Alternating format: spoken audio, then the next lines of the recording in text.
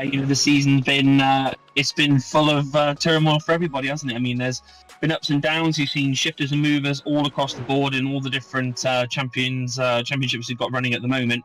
And now we've ended up with a endurance event at Mount Panorama. So, an infamous circuit worldwide. Everybody knows this one as much as everybody knows, say, the Nürburgring or Le Mans. Even though it's not holding such large events, it is an unbelievably fun, difficult, challenging. It's just a nightmare, this track, isn't it, really? You have a lot of people that won't even touch it when it comes to endurance racing because it just is so challenging for the drivers. But I mean, as far as the pros go, they've got it under control. But I imagine we're going to potentially see some incidents, possibly even early on with sort of cold tire temperatures and any other issues we see unfold. Yeah, definitely, and it's going to be an interesting race completely. And like we said, we're still all up for grabs here at Bathhurst. 2 hours of racing ahead of you. The nerves must be jangling to the season pros or the season pros at the top. In fact, all the classes, all the way down to the rookie field. It's going to be certainly interesting when it comes to what the permutations are in this round. And without further ado, let's take you through the current standings as they are. So this is pretty much an IGL Coatings battle here, 1 to 4. If you've got Thomas Wangen leading the way on 157 points, you've got Neil Erik Isaacson in second place on 156, so 1 point, so winner takes all for the Pro Championship. But then you look back at third and fourth, they are completely tied on 107 points, so it's going to be who wins out of Lars Sorensen and Kjetil Larsson will take that final podium position, and who wins out of Thomas Wangen and Neil Erik Isaacson is going to be the winner in the pro categories. It's just going to be an epic race. Even though there's only 4 cars on track, there's still all to pay for them 4 cars, so it's going to be certainly interesting to see what happens there. Over in the Pro-Am, little bit of a gap as Lee King McGee. He's got currently 14 points over James Logsdon, but being this a double hitter, it's not all done for Lee at the moment. He's probably worked out some of the permutations. He just needs to be around James Logsdon in this race to secure over the first place. But then you look at third place, Sander Island on 112, Michael Goff on 109, Kim Andre Borton, who's not here, Christopher Otterholt on 97, John O'Cook on 94. If the ones above him, John O could actually creep in and take that third place, because this track, like you were saying, Tom, is super treacherous, and that mountain section, certainly coming down through the Dipper, is it's one that causes accidents. So Lee King McGee's nerves must be pretty much shot at the moment. Does have a commanding lead, as we can see, but James Logsdon is going to chase him all the way to the checkered flag. So there's 2 hours of incidents probably going to come at us, and it could change the outlook of the championship. Let's have a look at the AMs at the moment. So at the top we have Tom Savage, a commanding lead, 24 points, pretty much has nearly sealed it, the championship standings. Pretty much has to finish just Tom to be able to clinch that number 1 spot in the field. Stefan Andersson on 125 points, 26 points ahead of Sammy Hendricks, so probably the same account for Stefan as well. He needs to finish, and he should be secure in that second place. But look at that third place overall. Sammy Hendricks on 99, Gordon Haig 96, Shamabon Asavon on 96, Alte Rudd on 93. I mean, Alte's just been on a blinder recently, so I wouldn't put it past Alte to maybe get the race win here, and then it's all going to be down to can Sammy Hendricks keep his composure to be able to clinch that third place overall. So there's something to play in all of them. Then we look at the rookie field. I mean, that's just as tight. I mean, you've got Sam Curran currently leading the way on 144 points. Nicholas Gronstrom hot on his heels, 3 points behind on 141. Alan Sandergaard there on 134. Paul Joseph Klist on 4th on 132, with Torben Melle in 5th place on 112. So any one of them top 3 could take the rookie championship, and it's going to come down to the wire. It's even gone that one stage further that Sam Curran has opted to take the optional pit lane start for qualifying to make sure that if anything comes afterwards from a penalty point of view, that he has got 3 points to sort of almost like play with before he can get, because obviously you get 20 points for everything over 3 points you have at the end. So very much a tactical one there from Sam Curran to take that. There is only 4 rookies on the field, on the grid tonight. You've got Nicholas Gronstrom, you've got Alan Sandergaard, Sam Curran and Torben Melle. So it's probably not a bad thing overall that he actually did do that. But let's have a look at the team championship standings, and pretty much runaway winners at the moment. IGL Coatings by Iracing by Sunday Traffic Skull, 164 points. Team Bear Pulp there in second on 324, with Dame Racing in third on 315. AKM Racing in fourth on 279. Sim Racing Norway, our Season 1 Championships, down in fifth place on 276. Bear Pulp Zero in sixth place on 259. IGL Coatings E-Racing by Kenzo on 240, and Team Cottable Racing in 8th on 228. Olympus Esports R8 in 9th on 217, and our very own Performance Link team there rounding out the top 10 in the team standing. So I mean, there's so many different permutations there, Tom, and not one of the championships is outright won before they even take to the grid. So everybody has to still race, everyone still has to finish this race to secure the positions and the winning positions that they want to be. I mean, you couldn't ask for anything more from a league. 12 rounds in, down to the final round, winner takes all in the pro, and then further down the field, it's there's still opportunities to gain the top 3 positions.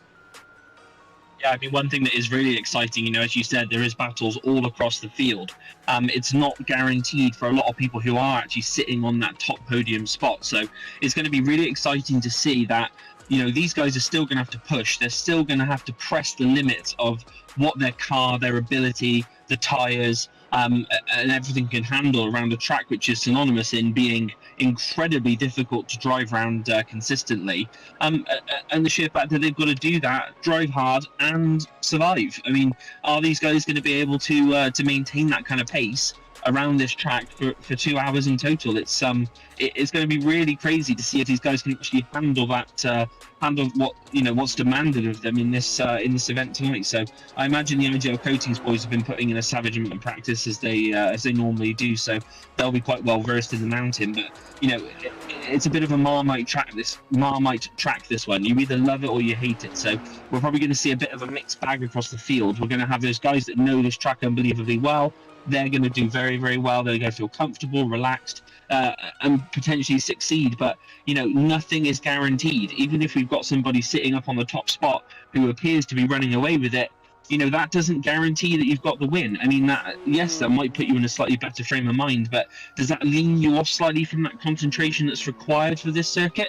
It's going to be interesting to see, you know, as you always say, Andy, you know, it's not over till it's over, and final round at Bathhurst is going to be exciting. Yeah, it definitely is. I mean, hopefully the viewers can feel the hype in our voice. I mean, I'm so stoked for this race. It's going to be an unbelievable race. And the other thing, because it's a 2-hour endurance, is the back markers are going to come into play in this round. You know, you'll have cars that will have to tow back to the pits, then getting in the way of the front wheels, and it's all going to be, like we previously said, it's all going to be about, you know, where you hit that traffic. So traffic management, and if you've got a spotter in your team, they're going to be certainly earning their bucks today, and giving the drivers exactly what is coming up. But we've got all that to come for you. But let's have a look at a lap of the Bathhurst track here from one of our very own drivers, Thomas Cope. So pretty much going to start here, coming around the last corner of the circuit. Quite a bit of a treacherous one. You really got to hold your throttle there before getting on a very short sprint down the start-finish straight into turn number 1, Hell's Corner. A tight left-hander, literally coming all the way down to second gear, clipping the curb, using all of the curb on the exit to get the run down the mountain straight here.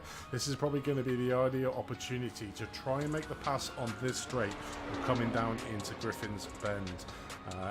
You know, it's going to be see 2 cars wide, maybe even 3 cars wide, but it's going to be who gets the angle into this Griffin's Bend corner. Coming down from top speed all the way down to second, just blipping in second, coming into third, coming into the cut-ins now. Very narrow part of the track. It's going to be super hard to try and make a move through this part of the circuit. And this is where I think we're going to see quite a few of the incidents coming up through Quarry Corner, up through Reed Park, going over Solomon Park before they come up to the top end of the mountain, McFilmley Park here at the top. This one's here, you can see there, even Thomas Gilbert is just struggling to keep hold of the car. I would expect to see some of the cars coming off there before coming down, probably the most iconic part, the skyline, down through the S's, and then finally through the dipper. The car literally just dips away from underneath you before coming out to Forest Elbow, and then onto the very long Conron Straight with the chase involved. So this is, again, it's going to be all about the slipstream effect of the cars, and it's really important that you get the best exit out Forest Elbow to catapult you down this Conrod Straight here.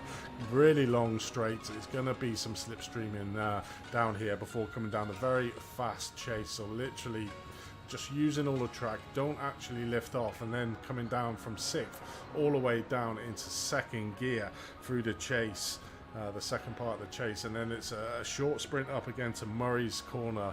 A tight right-hander, as we said at the start of the video, you know, clipping the corner on the inside before finishing a lap around Bathhurst circuit. It is going to be a war of attrition with these drivers out on track, and I'm pretty sure the nerves will be on the field, certainly with the top runners as well, Tom. Neil Eric's eyes is on with Thomas Wangan at the top of the pro, knowing that whoever wins out of them two will win the pro. You've got Lee King McGee, his very first league in iRacing, at the top, 14 points buffer, but still has to finish and has to watch where James Logsdon's going to be out on track. And you've got the AMS at the moment. Tom Savage has got that Stefan, but the third place is still up for grabs. So are they going to be able to keep the good? And then you've got the epic rookie class that any one of the 4 drivers could actually win this championship. I mean, it's just set up perfectly for 2 hours of perfect racing. Yeah, absolutely. Another thing that we haven't really talked about is, the pits here at Bathhurst that we're looking at the moment. Just obviously previously as we've jumped to the Agile Coty Sky here, but the pit entry a bit tricky here at Bathhurst. It's not, it sort of lures you into a false sense of security, and if you're not careful on your entry, you can have some big problems. It is quite a small pit lane. It sticks quite badly. It's not ideal for endurance racing as far as a driver's perspective, and we could see people even fighting out of the pit exit just to get that track position. So, but I mean, all across the board, this championship's just sort of wide open. Even coming down to the last round, it's anybody's race at the moment in multiple different championships. Yeah, I mean, we couldn't ask for anything more, Tom. It's that grandstand finish that we've got, but we have drivers going on to the grid as we speak. So let's have a rundown and give you the grid order. Neil Eric Tyson's on pole position with Thomas Wangan in second place. Ketil Larson in first, and Lance Sorensen rounds out your pro field. In the pro-am field, we've got Lee Kim McGee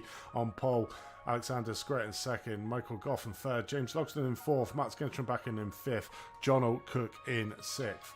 In seventh place, Russ Fowler, Christopher Otto in eighth, with Sander Island in ninth. Over to your AM field, the top of the AMs is Alte Rudd with Tom Savage in second, Jimmy Vark in third, Sammy Hendricks in fourth, Simeon Moldeclef in fifth, Stefan Anderson in sixth, and Patrick Wild in seventh. Heading over to your rookie field, Nicholas Gronstrom leads out the way there with Alan Sandergaard in second, Torben Melle in third, with Sam Curran, our current leader, in fourth place. So we're all set up here. There's going to be 0 gaps between each one of the classes, so they are all going to start pretty much like they did out in Suzuka. So it's going to be an interesting start, and certainly coming into Hell's Corner about how they can keep the cars without causing lots of incidents. And then you've got the first trip up the mountain section, which is going to be absolutely epic. I mean, if you have one car spin out through the cut-ins, then pretty much everyone behind that car is going to be pretty much a roadblock and a car park. So we did say to the drivers at the start, just be aware of that fact at the start of the race. If you do have an incident up through the cut-in, then obviously try and go back to the pits, because it will be a rolling roadblock. But this is the front of the grid we're watching at the moment, on board with Thomas Wangen.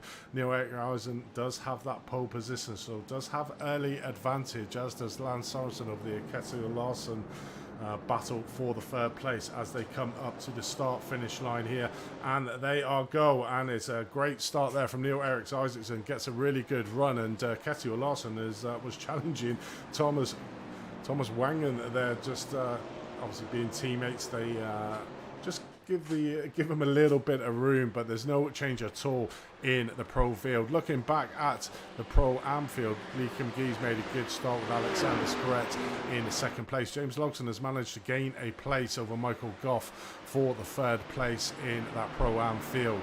In the AM class, we got Alte Rudd still remaining in pole position. Jimmy Varg up 2 places. Stefan Andersen up 4 places, and Simeon Moldeklev up. In the rookie field, we've got Nicholas Gronstrom looking a little bit further back here. He has managed to get that first place. Alan Sandergaard is up 2 positions, so he's jumped 2 in there. Sam Curran up 1, and Torben Melly in 4th place. It looks like Tom Savage and John O'Cook have had an issue at the start of this race. I'll try and see where they are, but not good. Let's have a look, see where they are. They are right at the back of the field, but we've seen this before with Tom Savage. He loves coming from the back through the field, so quite expect him. He's got plenty of time to do it, but I'm not sure what happened there. And looks like John O'Cook hasn't taken the actual grid here. Oh no, I can just see in the note, John O'Cook there, his VR has malfunctioned. He's had to retire. That is terrible news for John. John, if you want to come in and join us, you are more than welcome to come in. Just jump into the interview waiting area and we'll drag you in. But that's a bit disappointing, because I know John was super looking forward to this track, wasn't he, Tom? Yeah, John has been putting in an awful amount of practice for this one, and you know, I know he was raring to go, and unfortunately, VR is one of those things that does have its temperamental moments at times. But you know, having a look at the looking at the grid at the moment, no real big shifters and movers. It's interesting to see the fact that these guys are taking it sensibly at the moment. You know, nobody's going for that sort of first lap wonder and trying to get those places up and do something silly early on. They've been through this championship so far, 12th round. They know that going ultra hard on the first couple of laps with the tyre model that's current for Iracing just does not make sense. It's it's not a good thing to do. So is that John now joined us? Yes, it is John. John, welcome to the booth, mate. I'm gutted for you that you're VR, but you're gutted as well, mate, aren't you? Yeah, it just kept recentering. So basically, one minute I was in the cockpit, and the next minute I was out of it. So I didn't fancy going over the mountain like a MotoGP rider and have my face along the ground. So yeah, it was really annoying. But yeah, as Tom said, VR is just annoyingly one of those things. Yeah, it definitely is. But you've got the second best seat in the house. You've got the live stream. So it's great to have you in, because I know Tom is struggling a little bit. So if he cuts out, at least I've got somebody else to chat to while I'm here. But just looking down the standings, then Lee McGee is still your top Pro-Am driver. He is pretty much where he needs to be, you know, to 100% guarantee himself that Pro-Am win. James Logson there in 3rd place, trying to track him down, but then all Lee McGee does need to do is follow James Logsdon. So he's in the ideal position at the moment, Lee McGee, to try and secure this, but is slightly pulling away from Alexander Scorette in 2nd place with James Logson, but still extremely early days, only 3 minutes 45 into this 2-hour endurance round. Looking further back then, Alte Rudd, he has just had a sheer turnaround in results. We saw him at the start of the season, not really doing a lot or lighting the AM world on fire, but certainly in the last 3 or 4 rounds, Alte Rudd has certainly come on. I think the changing point from him was Monza, where he actually managed to put it on pole position for the AM, although he did sort of mess up the start of that. But since then, he's just gone on leaps and bounds, and now he is leading out the way in the AM field. I think just a little bit of update on Tom Savage, he started from the pits. He either missed the start or decided to leave from the pits to try and not get involved in anything earlier on, because obviously with his point standings in the championship, he just needs to finish really this race to be able to guarantee himself that victory in the AM. So probably a very wise move for him, and as a lot of the other drivers start getting into some incidents, certainly coming up to this part of the section that we're currently watching now, then he'll just be gaining positions anyway. Oh, look at that. I'm just looking down there at the timing tower. Thomas Wangen's dropped. He has dropped massively down. He is currently in P17.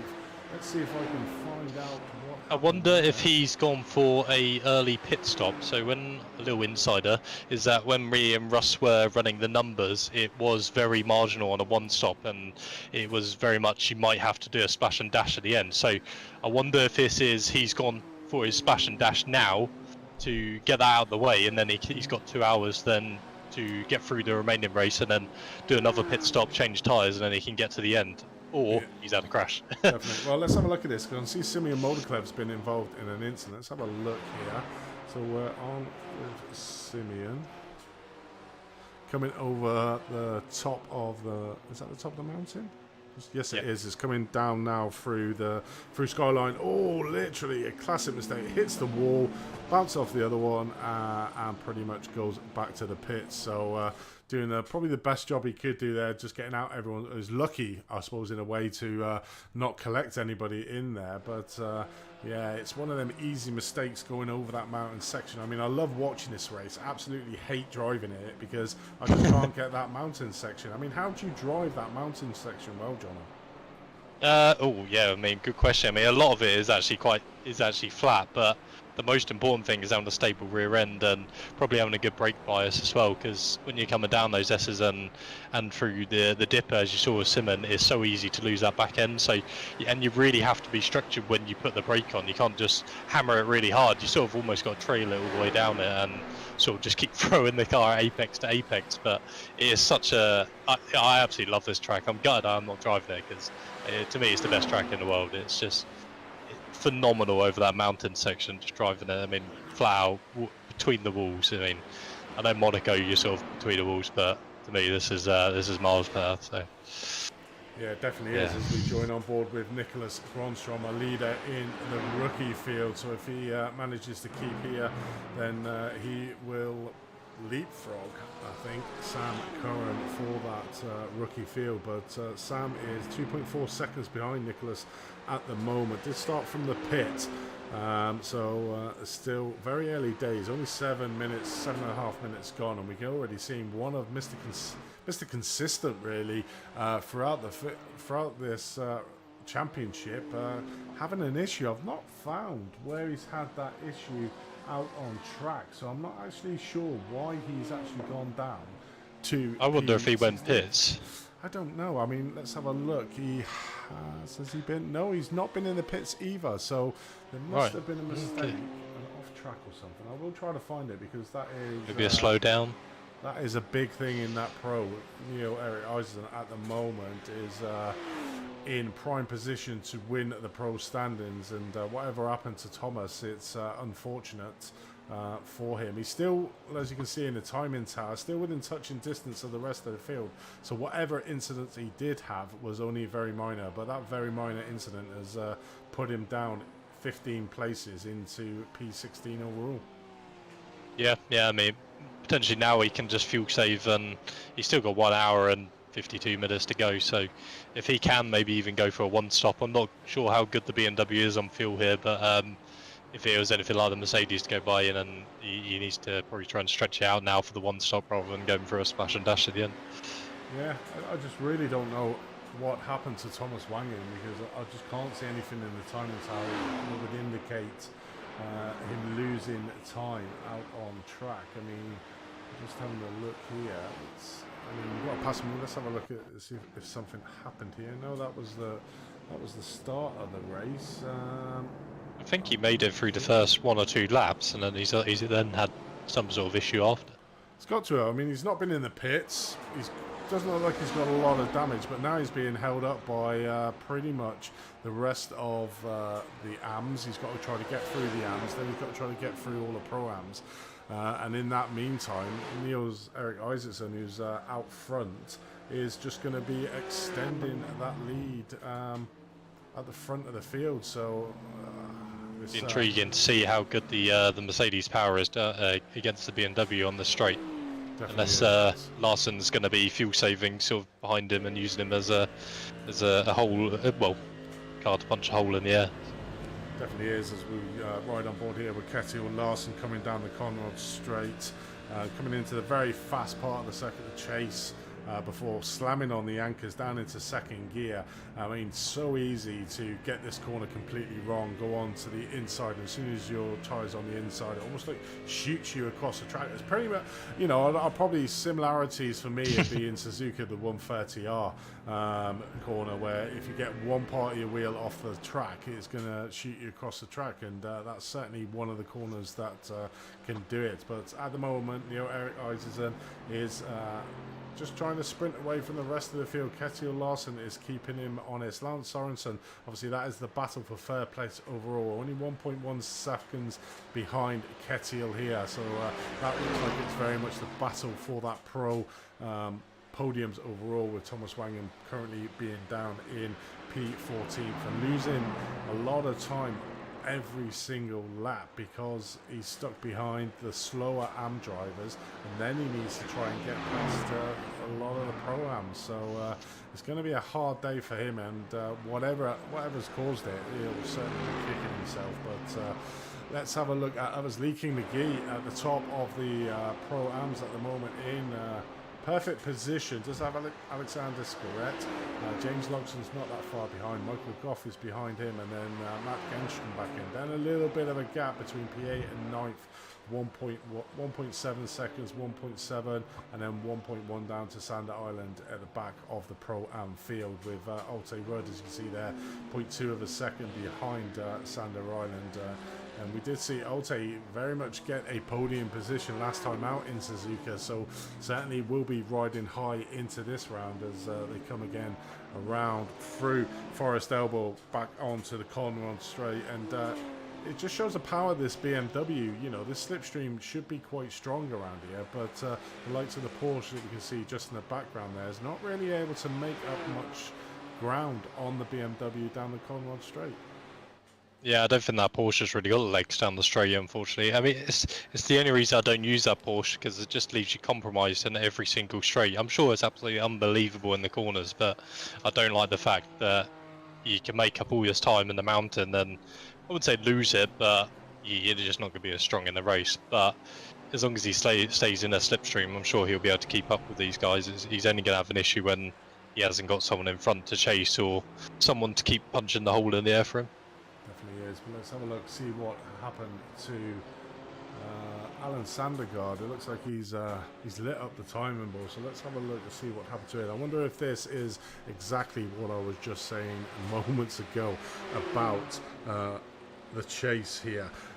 The corner coming down, so side by side here. Alan Sandergaard, that's Nicholas Gronstrom. Oh, little bit of that was a half-committed move there. He needed to probably back out of it. He wasn't fully alongside, but it's one of those corners you either go for it or you don't, and he's barely sort of halfway along the car, so definitely just is a bit of an error. But that could have been disastrous as well for Nicholas Gronstrom. I think that was the car he was battling with there.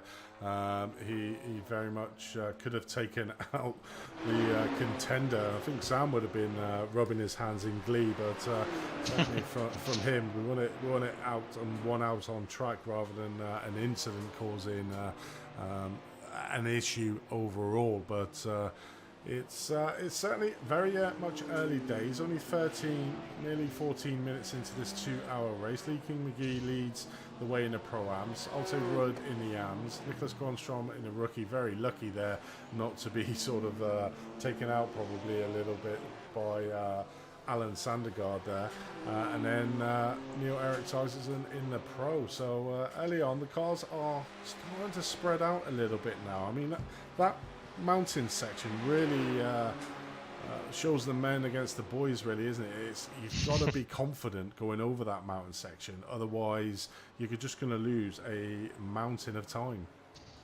Quite literally.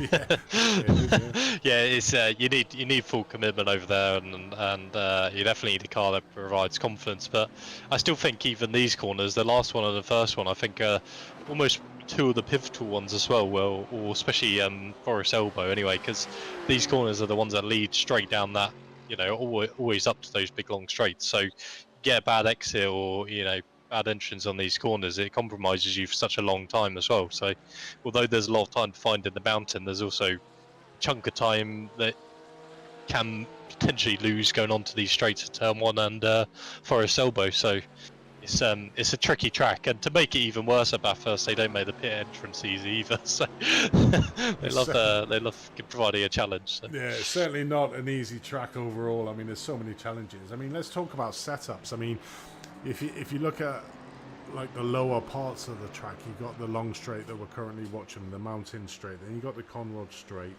then you've got the sprint down after the chase down to Murray's Corner. So there you want a low downforce to try and maximise the speed, but then you've got to offset it with the fact of the mountain section that you need the rear end stability that you were mentioning earlier on. So it's all about that fine balance to compromise the straight line speed just a little bit to give you that confidence going over the mountain section, because it doesn't matter how fast you are on the lower sections, if you can't get through this mountain section nice and clean and maintaining a decent level of speed, there's not a chance you're going to be able to win the race, is there? No, and the only prevail of the mountain sections that is almost a one line sort of route. You know, it's not really many places to overtake or anything, so as long as you can sort of be okay over the mountain and still hold it to Forest Elbow, you should be okay. But yeah, it's tough. I was running near max wing, but that's because I'm in the Mercedes, so I knew it still had the straight line ability no matter what wing I put on it. So I don't know what these guys are. I heard Thomas Wangen's on one wing, but you know, he's an alien, so Very true, but even maybe that one wing was too much, because he finds himself down in 14th place now, and probably lost the overall pro win to his teammates. I suppose if you're going to want it to go to somebody else, it's got to be one of your teammates, really, hasn't it? In the grand scheme of it, but he'll be kicking himself, and I don't know if he'll join us afterwards. He may be kicking himself and really annoyed, but you know, be interesting to find what happened at the start there, because I can't find an incident. His car looks okay as well, so I'm not quite sure about what it is. But currently watching Michael Goff, he's in 4th place, 1.5 seconds off the back end of James Logston's Porsche, in 6th place, 3rd in the Pro-Ams, and does have Matt Genshin back in, who was a pro at the start of the season, but was moved down into the Pro-Am, and I think he's probably more suited to the Pro-Am than being in the Pros.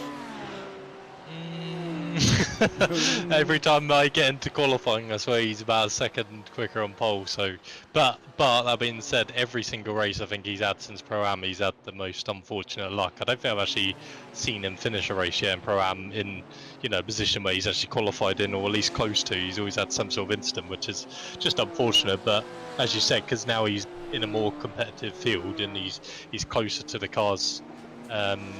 In the Pro-Am, he's probably finding himself that he's getting in more incidents rather when he was in Pro. Even if he was, you know, last or second to last in Pro, he had that buffer at the start where he didn't have any incidents behind him or anyone who can dive down his insides and cause an incident. So did he ever? I think he had an incident at the start of Suzuka as well, didn't he? Almost took him straight out. Yeah, well, he's just been. Looks like we've got a bit of a development here in the AM battle. So it looks like Sam Curran might have had a bit of an incident, so we join him, but I'll see just after that Nicholas Gronstorm went off track, so let's have a look and see what happened to Sam Curran. So coming down here, down Skyline into the dip, catches it just enough. Let's have a look, see if we can join Nicholas Gronstorm to keep it going out on track. Haven't lost a lot of time, so I believe here we're going to see a passing move from Nicholas Gronstorm on Patrick Wild, but then he gets it slightly wrong, so does go off track somewhere. So let's have a look here. Coming down the Maybe straight, outbrakes himself. Yeah, quite possibly. Going to dive down the inside, which he does. We'll have the inside line here coming through the chase, side by side, coming through into the chase. Does he go just off? Oh, no! That's unfortunate for Patrick. I mean, this is the thing, isn't it? Oh, Nicholas Grandstrom probably has got some damage to that car. And he has. I don't know, let's go live with him and see where he is. He is lost over the lead to the rookie, to Sam Curran. We saw Sam Curran there get it a little bit squirrely down through the S's, manages to save it, and then we see Nicholas Grandstrom making a pass on Patrick Wild, getting onto the grass, coming through the chase. And then, like we were saying earlier on, literally as soon as you touch that grass on the outside, it spun him across track, and unfortunately Patrick tagged the back end of Nicholas Grandstrom. So he's now got it all to do. He is a total of 17 seconds now behind Sam Curran. I mean, do you think that was a bit of an overzealous move there, considering he was leading the way, had a bit of a gap there? I think he probably didn't look at his relative to see that Sam Curran had an issue through the mountain section. So he had a little bit of a gap and maybe forced the pass a little bit too much coming down into the chase. Like you said, overextended, Jono, and hit that grass and spun across. Yeah, I mean, it's always risk and reward, and I think going on the outside at that corner is probably a bit too much risk he's thrown at the start. He probably could have maybe pushed Patrick to run wide and then got the run down to the last corner, which would have been a much better overtaking spot, because he could have done a block pass and then sort of been able to punch it down the main straight. So he nearly had it. He just ran wide and then lit it up on the cross. So you know, fair play for going for it. He had the run. So yeah, it definitely is. Let's just see if he's hitting top speed. It looks like his steering has been very fortunate, because his rear right-hand tyre hit the tyre wall. So very lucky to not come away with that with damage. So there's still hope for Nicholas at the moment. Yes, there is a deficit there. It's around about 16 seconds, but it's better than having to go into the pits or towing back to the pits and completely ruining your race. But at the moment, Sam Curran is in pole position in that rookie field to take the win over Nicholas Grandstrom here in the last battle. So all kicking off really down at the bottom end of the grid in the rookies, but it's all good. But looking back at the front, Neo Eric Isaacson still has Kjetil Larsen and Lance Sorensen. I mean, I've got to give it to the guy. I remember he come on to our pit stop chat, and we were chatting to him about, you know, he seems to be really good in the qualifying, sort of lacks a little bit of pace in the racing scenario. And he just said it's all about practice. I need to practice more. I need to get on, you know, get the bit more experience with the races. I mean, but here today, you can see he's managing to keep on to the coattails of Kjetil Larsen, and that is a battle for second and third and fourth in that pro championship. So they're not going to be able to overtake Thomas Wangen, is Kjetil or Lance Sorensen, but you know, it's very much a battle between them two. And at the moment, Kjetil Larsen is out on top, but by the slenderest of margins. 0.6 of a second is a gap. And as we can see now, it's one of the Dane Racing. I think that is Alan Sandergaard in front. So this is very much the first of many, I would imagine, backmarkers that the front runners are going to have to contend with. Yep, and they don't want to catch him on the mountain. So if I was probably Alan Sundergaard, I would have probably let off in the straight, but he had plenty of other cars behind. So I'd say now what he just needs to do is just keep pushing over the mountain, then probably on the Comrade straight, then let it pass if possible, but just to avoid as much delay as he physically can. So he's got a bit of a gap, so he's got a bit of a buffer to do that. He has, but then it's the front runners have literally got eyes like a chameleon, looking one behind, one in front, because You know, all it will take is one of the back markers to have a mistake over the top half of the section, because if we go on board here, they're pretty much all blind corners. So if a car's spun round just on the exit of a corner, you're not going to see it. So you're literally like a sitting duck. You're in the lap of the gods, really, when it comes to going over that mountain sections of not having a car spun out in front of you. I mean, I was just so thankful in that first lap that they all got over the mountain section, and there's not been any massive incidents up over the mountain section. We did see a driver earlier on hit the wall and then bounce across, but didn't cause any more incident to the drivers that you see. Neil Eric Darton just giving a flash to Alan Sandergaard saying, I'm coming through, please let me pass, as they come down into the chase. Has he got past? No, Alan Sandergaard will probably wait for a straight. Yeah, I'm surprised he didn't let him sort of pass right there. There we go. I mean, there you go. Yeah.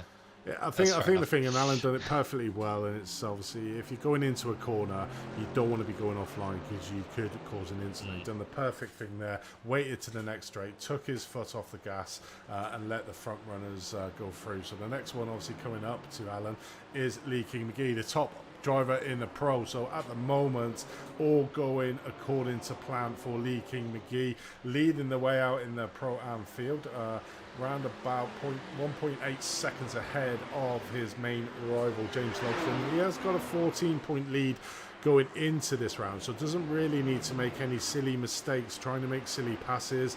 Doesn't really want to battle that hard with Alexander Scaret. You know, if he's pressurising Lee, feels that he's pressurising him, is just let him go. He doesn't need to win this race, does Lee. He just needs to be in front of James Logston, or even just one or two places behind James Logston, to be able to win this Pro-Am Championship. I mean, we've been saying, I don't know if you've watched all the broadcasts back, John, but we've been saying that this Pro-Am field has probably been one of the most competitive fields that I've ever commentated on. I mean, it's just been, we've had so many different winners in the Pro-Am field in each of the rounds. I mean, it's just been super tight all season. Just give us it from your perspective, because obviously you were in that Pro-Am field. I guess from my perspective, I'm sort of, I feel like the mediocre of the group, because I feel I'm too quick for the guys behind, but I'm too slow for the guys in front. So I always find myself in no man's land in every single race. But you know, these guys at the front, they're wicked. I mean, their battle's great. But hopefully next season they'll go up to pro, where I think they deserve to be. They're not too far off the other guys, and if we're getting the pro numbers as we are now, then you know, they're fully deserved to go up to pro and actually challenge for an overall position. I think I've seen Lee get an overall podium before as well, so and then hopefully that might make it a bit closer for me in Pro-Am. I'm not going to take it away from you, mate, because I think in Monza you actually got a podium position, did you not? We didn't race at Monza, but it was Imola. Sorry, since I changed to Mercedes, I think I've had nearly every single race I've had since I've been on the podium, which is really good. But yeah, it's apart from Suzuka and I think some other else where I didn't enter, but yeah, I've had better fortune going to the Mercedes than I did the Audi. So yeah, it definitely is. I mean, obviously, if the guys at Simeon Motorclub, if you're in the YouTube channel and you want to come in for a chat, just go into the interview. I'll pull you in, see what happened to your race, and see how who you're rooting for now. But if you are in the chat watching the stream and you fancy coming on for a chat, Simeon, then please do, and we'll drag you in for a quick chin wag, as we would say in the UK. But looking back out on track, Alte Rudd is still leading the way in the Am field and extending his gap between Jimmy Vark behind to the tune of 6.4 seconds. So Alte Rudd has really mastered this track, probably put in a lot of practice, because if I remember rightly, when he came in after the Suzuka, has said he's got very little experience around this track, and it seems to be the way when people have not got much experience, do a very little practice, they always seem to do really well. I'm not sure why. I always find sometimes when you learn new tracks, it is a bit more fun because you can always keep finding time, but when you know a track so well, it's actually a lot harder to find time because your brain's already drilled into when you're going to brake or what gear you're going to take, when to put the throttle on. And when you're actually learning a new track, you know, brand new, you keep trialing and erroring things, you know, like, oh, I've gone wide here, I need to do that differently next time. So he's probably had the advantage of being new to it, even though it is a pretty unforgiving circuit. But it's probably helped that actually coming in with a fresh perspective. You know, I know this track incredibly well. I've probably done millions of hours on it just on my lonesome and a V8 supercar and whatnot. But yeah, I've struggled to find more time to get to the front. That being said, I've set my PP, so but I have found, you know, when you go to things like Motegi and even Suzuka, some aspect they're fairly new to me, at least on iRacing and a GT3 car. It was a lot easier to find time than going somewhere you well known and sort of going in with that ego of I know how to drive this track, if that makes sense. Yeah, no, definitely is, and it's always good to get a driver's perspective as well. And you know, this is like, again, I'm gutted for you. This was the one round that you were looking for all season. That VR decides to say, well, you're not going to race it now, haha. But we're currently I'll pay watching... £10 extra entry fee if you could put it for round 1 next season. I know. I think you'll probably be going to triples next time and getting rid of that VR. But currently watching Russ Fowler, and another one of our performance-linked drivers that's really struggled this season. I mean, I think he's just trying to find his car again, because he was an out-and-out Mercedes man. Then he changed to the Audi. Then he's gone across to the Ferrari. He can't find a car in the new tyre model, the latest updates, that he enjoys driving. So hopefully season 3 there'll be a bit more stability in the Apaches, that he can do a bit of testing to find one car that he was. But other than that, probably looking at trying to get down to AMS, I think, is our Russ. Yeah. What we'll say, it's not that he's trying to find a car that he enjoys. It's me that is the issue. So when I chose the Audi, and then we started you know, connecting up and sharing data and stuff. So he changed to the Audi so that we could share data between us, and then I hated the Audi and changed back to we sort of did the swap, and then I said the next season I think I'm going to try and run the Ferrari, because no one runs the Ferrari and there must be a reason why either no one runs it. And we found that the Ferrari was incredible, and we both really enjoyed it. So that's why Russ has then switched to the Ferrari to give it a go and sort of see if it's worth it for next season, how it fares against the other GT3s. But then we've joined another series, and we're doing a BMW, and he's really quick in the BMW. So I'll be intrigued to see if he goes Ferrari or BMW next season. So I'd love to go BMW, but I don't want to be in the sea of everyone being a sheep. So definitely is. But you can see now a passive move here for Alexander Squaret on Lee King McGee coming up to Griffin's Bend. Lee King McGee is not backing out at all. Alexander Squaret had to back out there coming into Griffin's Bend. I mean, it's that, you know, how much does Lee King McGee actually push here to keep hold of this top spot? Because one little incident, crashes out. James Logston, who you can see we're on board with now, can see both of the drivers in front of him, that if Leaky McGee crashes out and then ends up further down the field, this will be James Logston. I mean, the only reason why James is not a lot quicker is because of that very first endurance round Road America. Had an absolute nightmare, did the American. Pretty much didn't score any points, and this is why he's now chasing it, because he was out and out the leader going into certainly the first 3 rounds. Miles good streak ahead of the rest of the field, and then that one round he was playing catch up, and it's taken him all the way to the end, last round of the season. Still has a 14-point deficit here to try and climb, so he's got to do what he can do and basically get that win or be in front of Lee King McGee. But Lee King McGee at the moment is getting pushed quite hard with Alexander Squaret, and it's whether he needs to be pushing this hard or battling this hard with Alexander Squaret, because you could have easily come a cropper then if Alexander Squaret hadn't have backed out.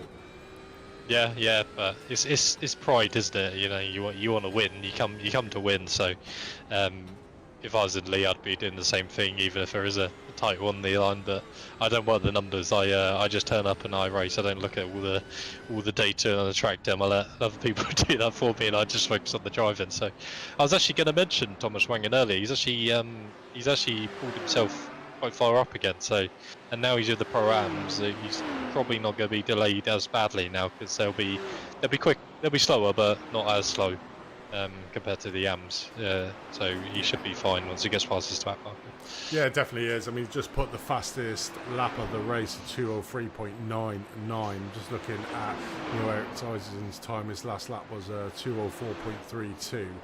His quickest last lap is a 2:04.22. So taking nearly 2.2 of a second out of Iracing's fastest lap. So certainly a man on the charge, but has a lot to do in this race. But I suppose if you want it to happen, it wants to be on one of the longest races. Oh, we see an incident there, and Thomas Wangen. Oh, that will be him out of this race. Literally up the top and clipped the back end of one of the Dane Racing drivers. And look at that car now. It is toast. So he is going to have to go back to the pits on a charge, just on the fastest lap. Oh, no. I mean, it's so easily to happen in the top half of the mountain section. Yeah, I mean, as I said earlier, it's the last place you want to come across a back marker. So he just went for the overtake. He obviously had a better run out of that corner, and then he just clipped the back end of the car, I think, and that's obviously what just threw him in. Or he had the steering wheel so turned they just spun. So gutted for him because now it's gone from bad to worse. I was actually going to say I think he's still in it for potentially a podium win. He was certainly gaining at the time, but. And that's the problem with whatever happened earlier on that we're still unsure of. He was very much on catchback time. And when you're doing that and you're pushing as hard as you physically can do, you're probably more prone to making passing moves to be able to try and get yourself back up to where you believe you should be. And that's where the incidents can happen out on track. And unfortunately, we've just seen Thomas Wangen there. Pretty much had a faultless season, and in the last round of the season has crashed out here in Bathhurst and crashed out of that pro battle for the lead overall. So hands it on a platter to Neil-Erik Isaacson for the race win. But we can see at the front now. He's certainly not having his own way. It's an IGL coating procession at the top end in the pros now, with Neil-Erik Isaacson 0.4 of a second, Ketil Larsen, and 0.2 of a second now, Lance Sorensen. So this is the battle for third and fourth that we're watching between the second and third cars on track today, between Ketil Larsen and Lance Sorensen. So it's winner takes all out of these two drivers, and Lars is managing to keep onto the tailcoats of Ketil, but Ketil's getting pulled along by Neil-Erik Isaacson in front. It'd be good if Neil's just moved over, let these two race on, and it's battle on, I suppose, between these two. But at the moment, it's turning out still to be a good race at the top half, because these two drivers are fighting over the final podium position in that pro category. I mean, I'm just trying to think of the standings now. I mean, Thomas Wangen, he'll probably still come out on track. Yeah, you can see him there out on track, because he'll still score more points if he finishes the race, even if he's down where he is at the moment, a lap down. He'll still score more points, being fourth place overall, because it's double points than what you would do for a normal standard win. So doing the right thing, continuing on to basically cement his second place, because that could have been at risk. Yeah, just actually a quick note, as I think Lee King McGee's actually pulling them in quite close. He was 5/10 quicker last lap than Lance Sorensen, so it has just extended up to 3.5 seconds, but it was at the end of lap 3.2. So he's still charging on, and he's still taking all the risks to get to the front. So see if he can pull that gap down even more. Yeah, definitely is. That's right on board with Lee King McGee over the mountain section. I mean, he'll be able to see when he gets to the Conrod Straight to see how close the battling three pros are in front of him. They're not that far. You just literally caught a glimpse of them coming up into the cuttings. You might be able to see them at the top of the screen, but just clipping that curb, and it's just so easy to do it. These curbs are savage. There you go. You just got a glimpse there the rear of that bumper of Lance Sorensen coming down through the S's now, through the Big Dipper. Like, the car just jumps away from there. If you're not in the right line coming down that dipper, that's where you can get the accident scores. But coming down here into Forest Elbow, literally hug that inside line, open up the corner, and then basically power down. So you can see how close he is to the battling 3 cars in front of him. So at least it gives him something to chase, because I think at the moment he probably feels like a deer in the headlight, because if you look at Alexander Scrett, he is quite close to Lee King McGee behind, and then you've got James Logston not far behind Alexander Scrett. So the top 3 in the Pro-Ams at the moment all covered by 1.4 seconds. So the race is certainly on in the Pro-Am field.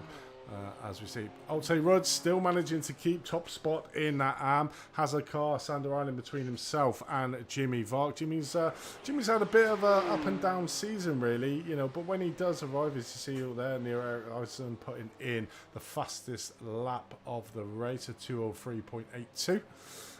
But yeah, Jimmy Vark I think he's taking a sabbatical mid-season. You know, wasn't here for a few of the races, but getting back into the swing at the moment. P2 in that AM field. Tom Savage doing exactly what he needs to do in this, our leader in the AM field. Currently riding around in 4th place, completely stayed out of trouble. Started off this race from the pit lane, probably tried to avoid the expected carnage that was going to come up through the mountain section, but didn't. But is steadily making his way up through the field. Does have Sammy Hendricks in front of him, 3 seconds. So he's just ridden a perfect race. It's not just a perfect race here today. He's ridden a perfect season. I mean, he's been the class act in that AM, and it's going to be interesting to see him next season if he comes and joins us. What he can do in that Pro-Am field. Yeah, I think he's well on the pace for Pro-Am. I mean, Nürburgring he was very quick and could easily probably have contended for a Pro-Am podium. So he has been, at least from what I've seen, I think inconsistent. At some rounds he has, when he's on it, he's very, very quick, and then sometimes I've just not seen him. But you know, Nürburgring I think was a really good warning, or to all the Pro-Ams, that you know he does have the pace when he's on it. So, and he can contend for, you know, even the top 5, top 3 of Pro-Am when he's on his day. So he just, I think he needs to work on maybe consistency between track to track, but that could also be a Mercedes thing, and that, you know, some tracks is not going to suit it as well as, say, this one. So. Right, let's have a look at a couple more incidents in the rookie field with Nicholas Gronstrom again. I think this may be involving Patrick Wald again. I just don't think Nicholas can get past Patrick here. So coming down into Murray's corner. Let's have a look, see what happened. Oh, gets it slightly wrong, hits the wall.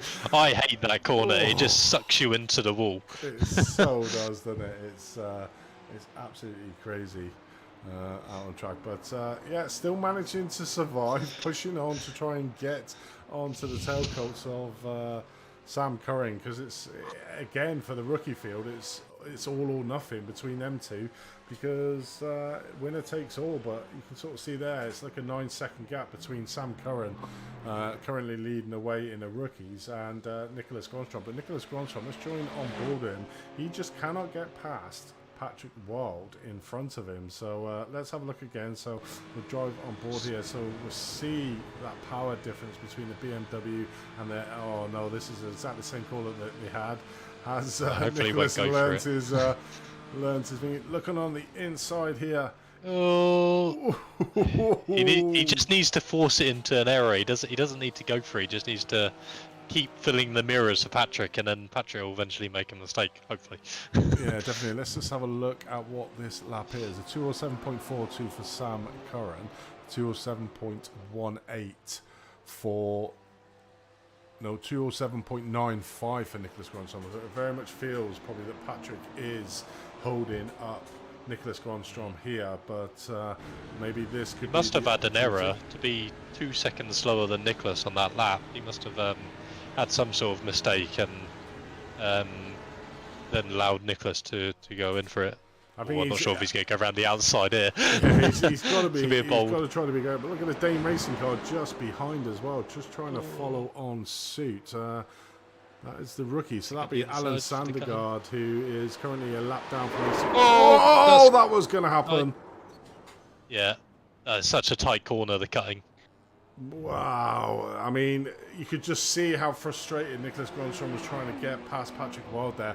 Probably a little bit of an ambitious move trying to get up through the cutting. Normally a one car. Let's have a look back at this on board of Nicholas Grönström here on the outside coming through Griffin's Bend on the power up to the cuttings here.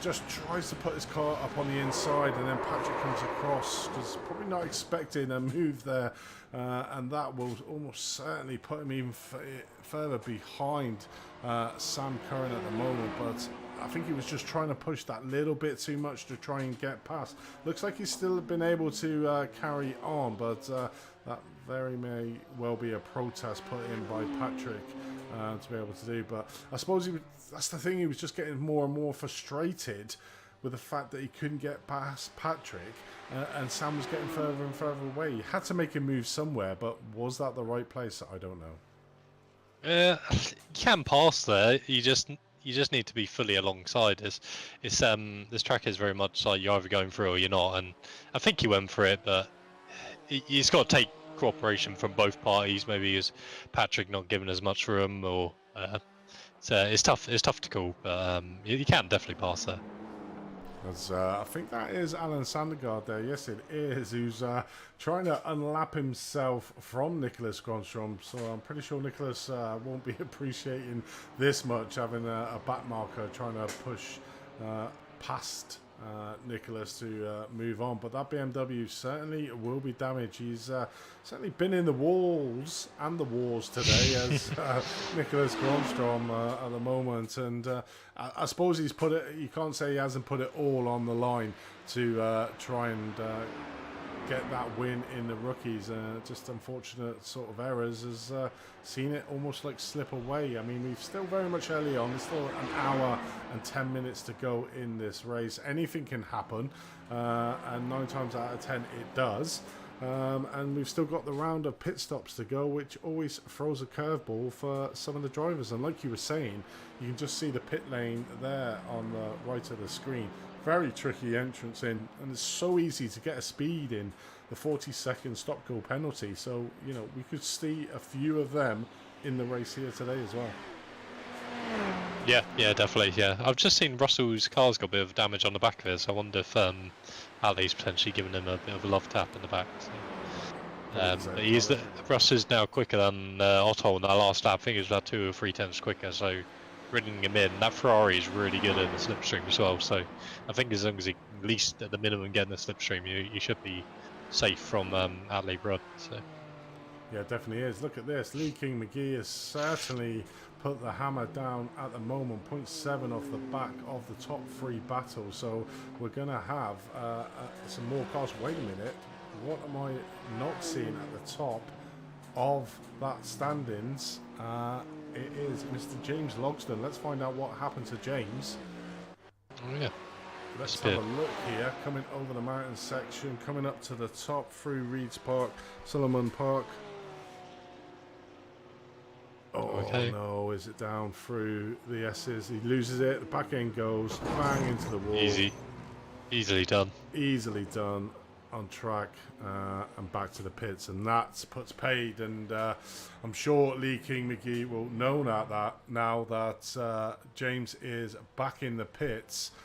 He needs to keep going, because there could be people that could possibly leapfrog him in the Pro-Am standings if he has a nil point like UK in the Eurovision many times. That he could lose second place overall in the championship. So really needs. I'm not seeing him leave the session. So hopefully he's listening on the stream to be able to carry on, because that'd be just a disaster for him, because he's been really quick all season, certainly on the pace. Brand new Porsche, probably still trying to get to grips with it. But like you said, such an easy thing to do coming down through the S's of losing that back end. Yeah, he just actually put in the old Discord chat saying he's a bit frustrated with that. So yeah, James, if you are watching, it would be nice to maybe have a chat with you, see what your thoughts on that are. Unlucky, mate. Yeah, it definitely is. I mean, he had to try. I mean, Lee's just had the pace here today. I mean, I think he was feeling a little bit nervous here. Probably put in a load of practice because he really wants to win that Pro-Am. And you can sort of see now the speed that he does have.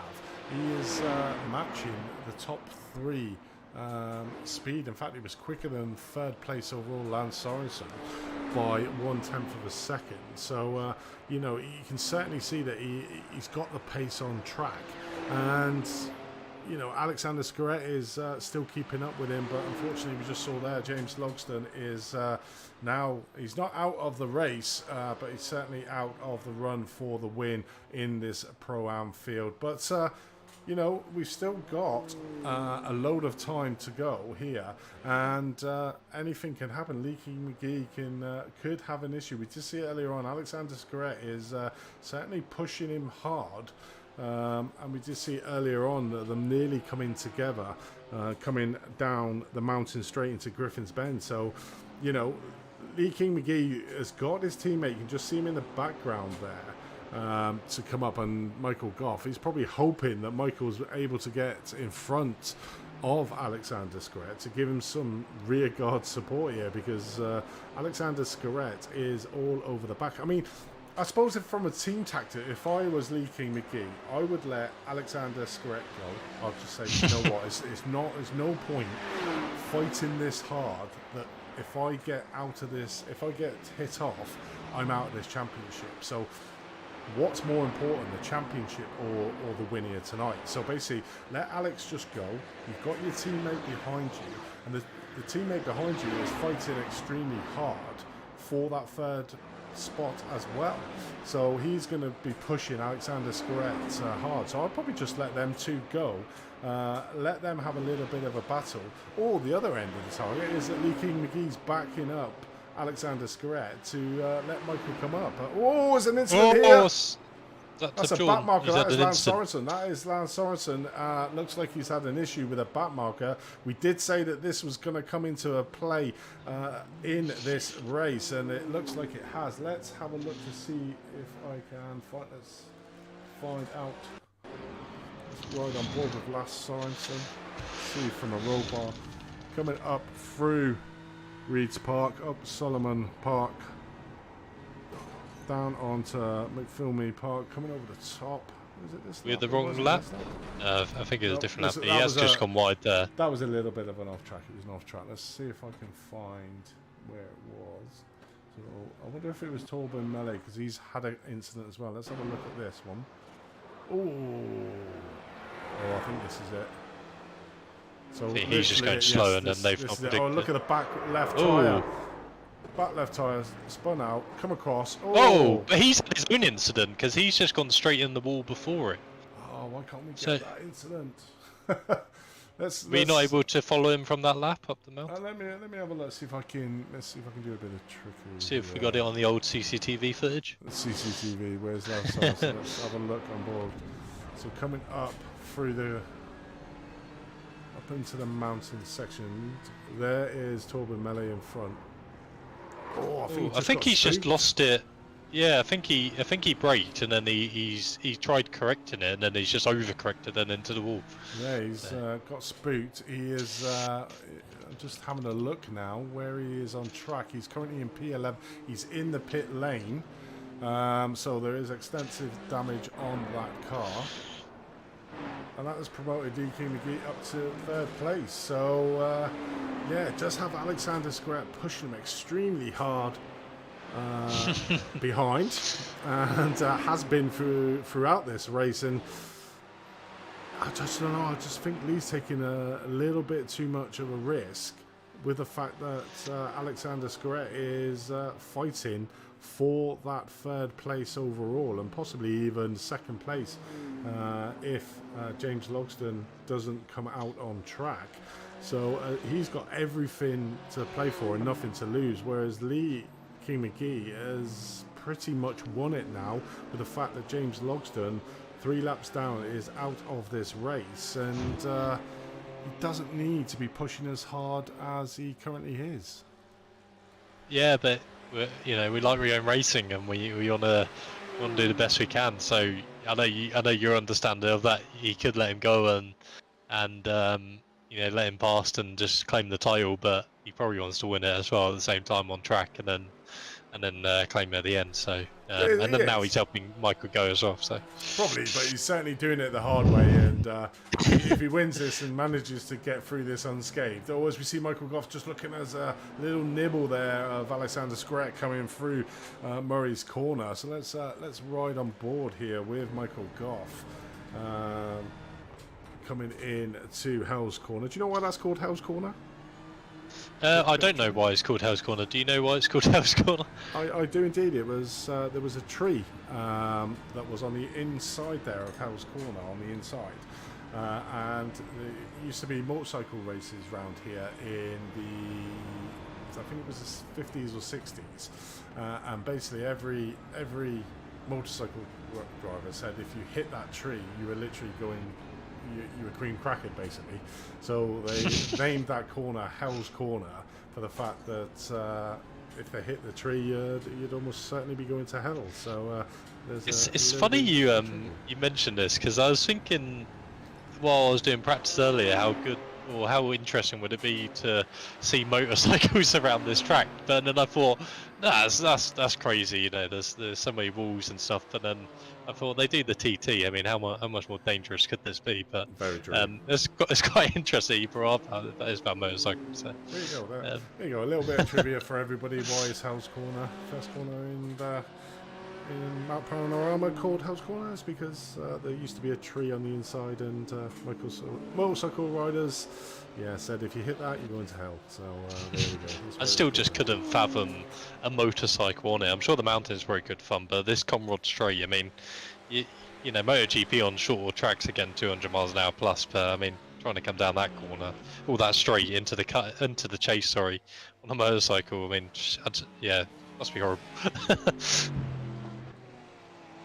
Sure, they probably have been limited somewhat. Yeah, and Sam Curran looks like he's blinking a little bit here, which is not good signs for him, really. He's managed to get onto the back of Sammy Hendricks, and we've managed to sort out his wiring effect from Suzuka. It was indeed the decal that was causing the wiring effect. I was literally pulling my hair out on the paint software of why is the wire on there. I literally took the paint off and it was still there. I thought it was a glitch with the software, and no, it was a decal. So Tom's fault. Blame Tom because he's not here. But there's a striking black livery of Sammy Hendricks without the wire. And without the decal on the top of his windscreen due to the fact that he certainly is, as you can see in the timing tower, a blue, which denotes an AM. So he is currently running third in that, but does have the chasing, blinking Tom Savage just behind him. I wonder if that's why Tom had to start from the pits, because he was having, he's blinking all over the track for me as well. So blinking on track, so...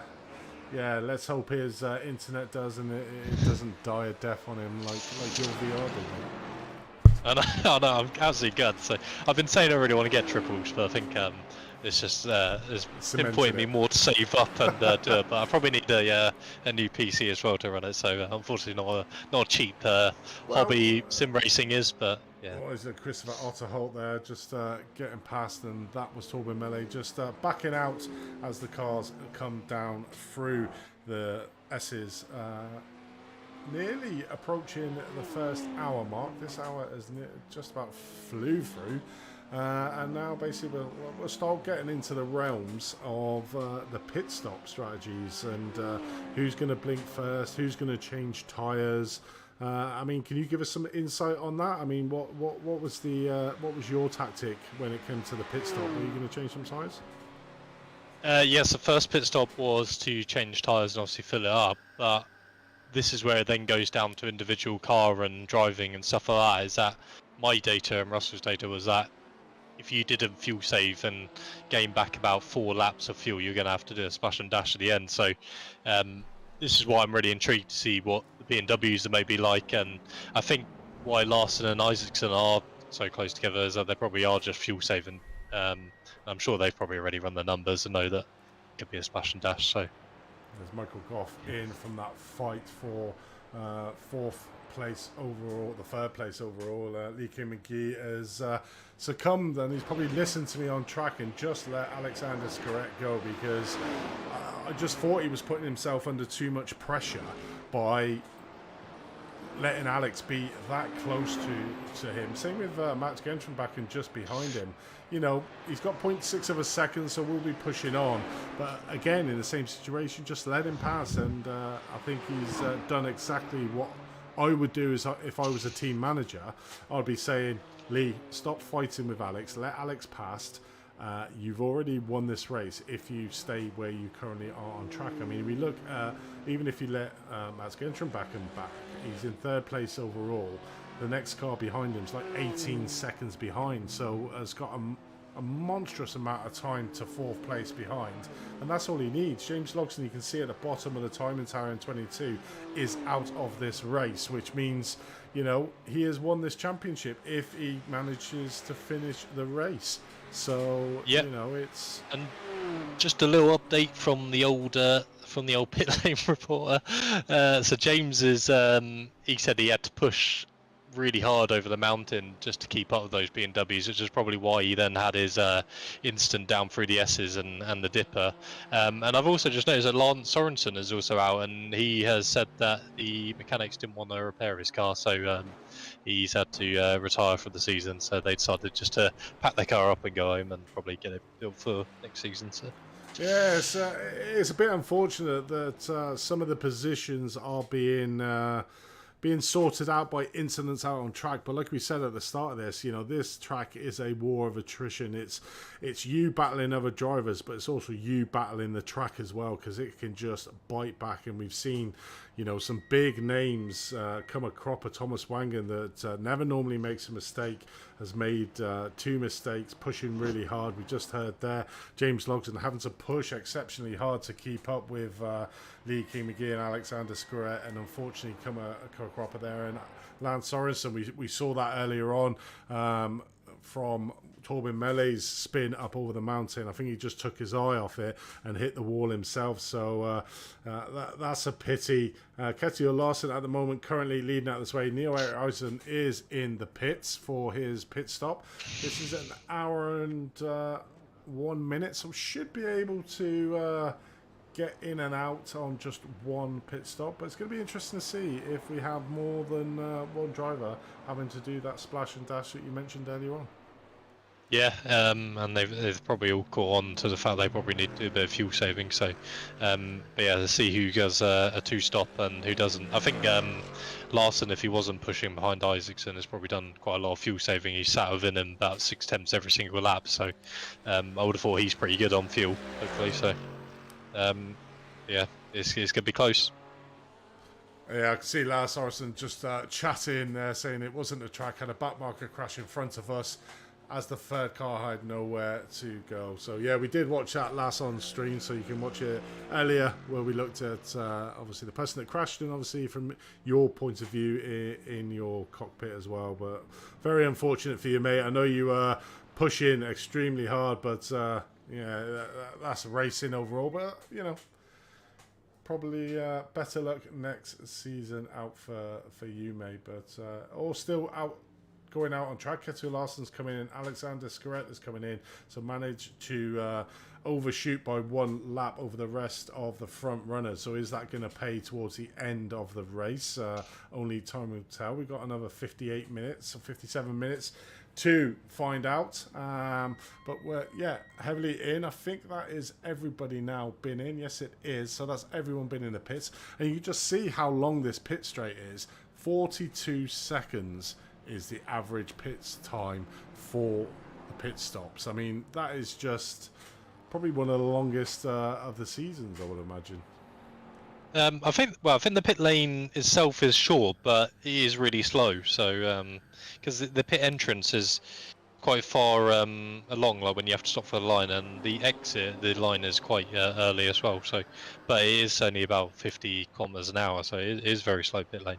Yeah, definitely is. And we'll see here if Neil Iracing can still maintain his first place. And the answer is no. He has lost a mountain of time to Kjetil Larsen to the tune of 6 seconds is the deficit now that Niels Erik Isaacson has. Doesn't really need a push now that his main rival Thomas Wangen is almost out of the picture. All he needs to do is just be in front of Thomas, and at the moment that's exactly what he is doing. He is in second place in that pro, where you can see Thomas Wangen down in 16th position, third place. So the points in this championship are done by class, not by finishing position. So you can see there Kjetil Larsen in first, Alexander is in second, but is a top Pro-Am driver, so we get top marks or top points for that. I mean, from a driver sort of perspective, we talked about the points and why we do the points on the stream.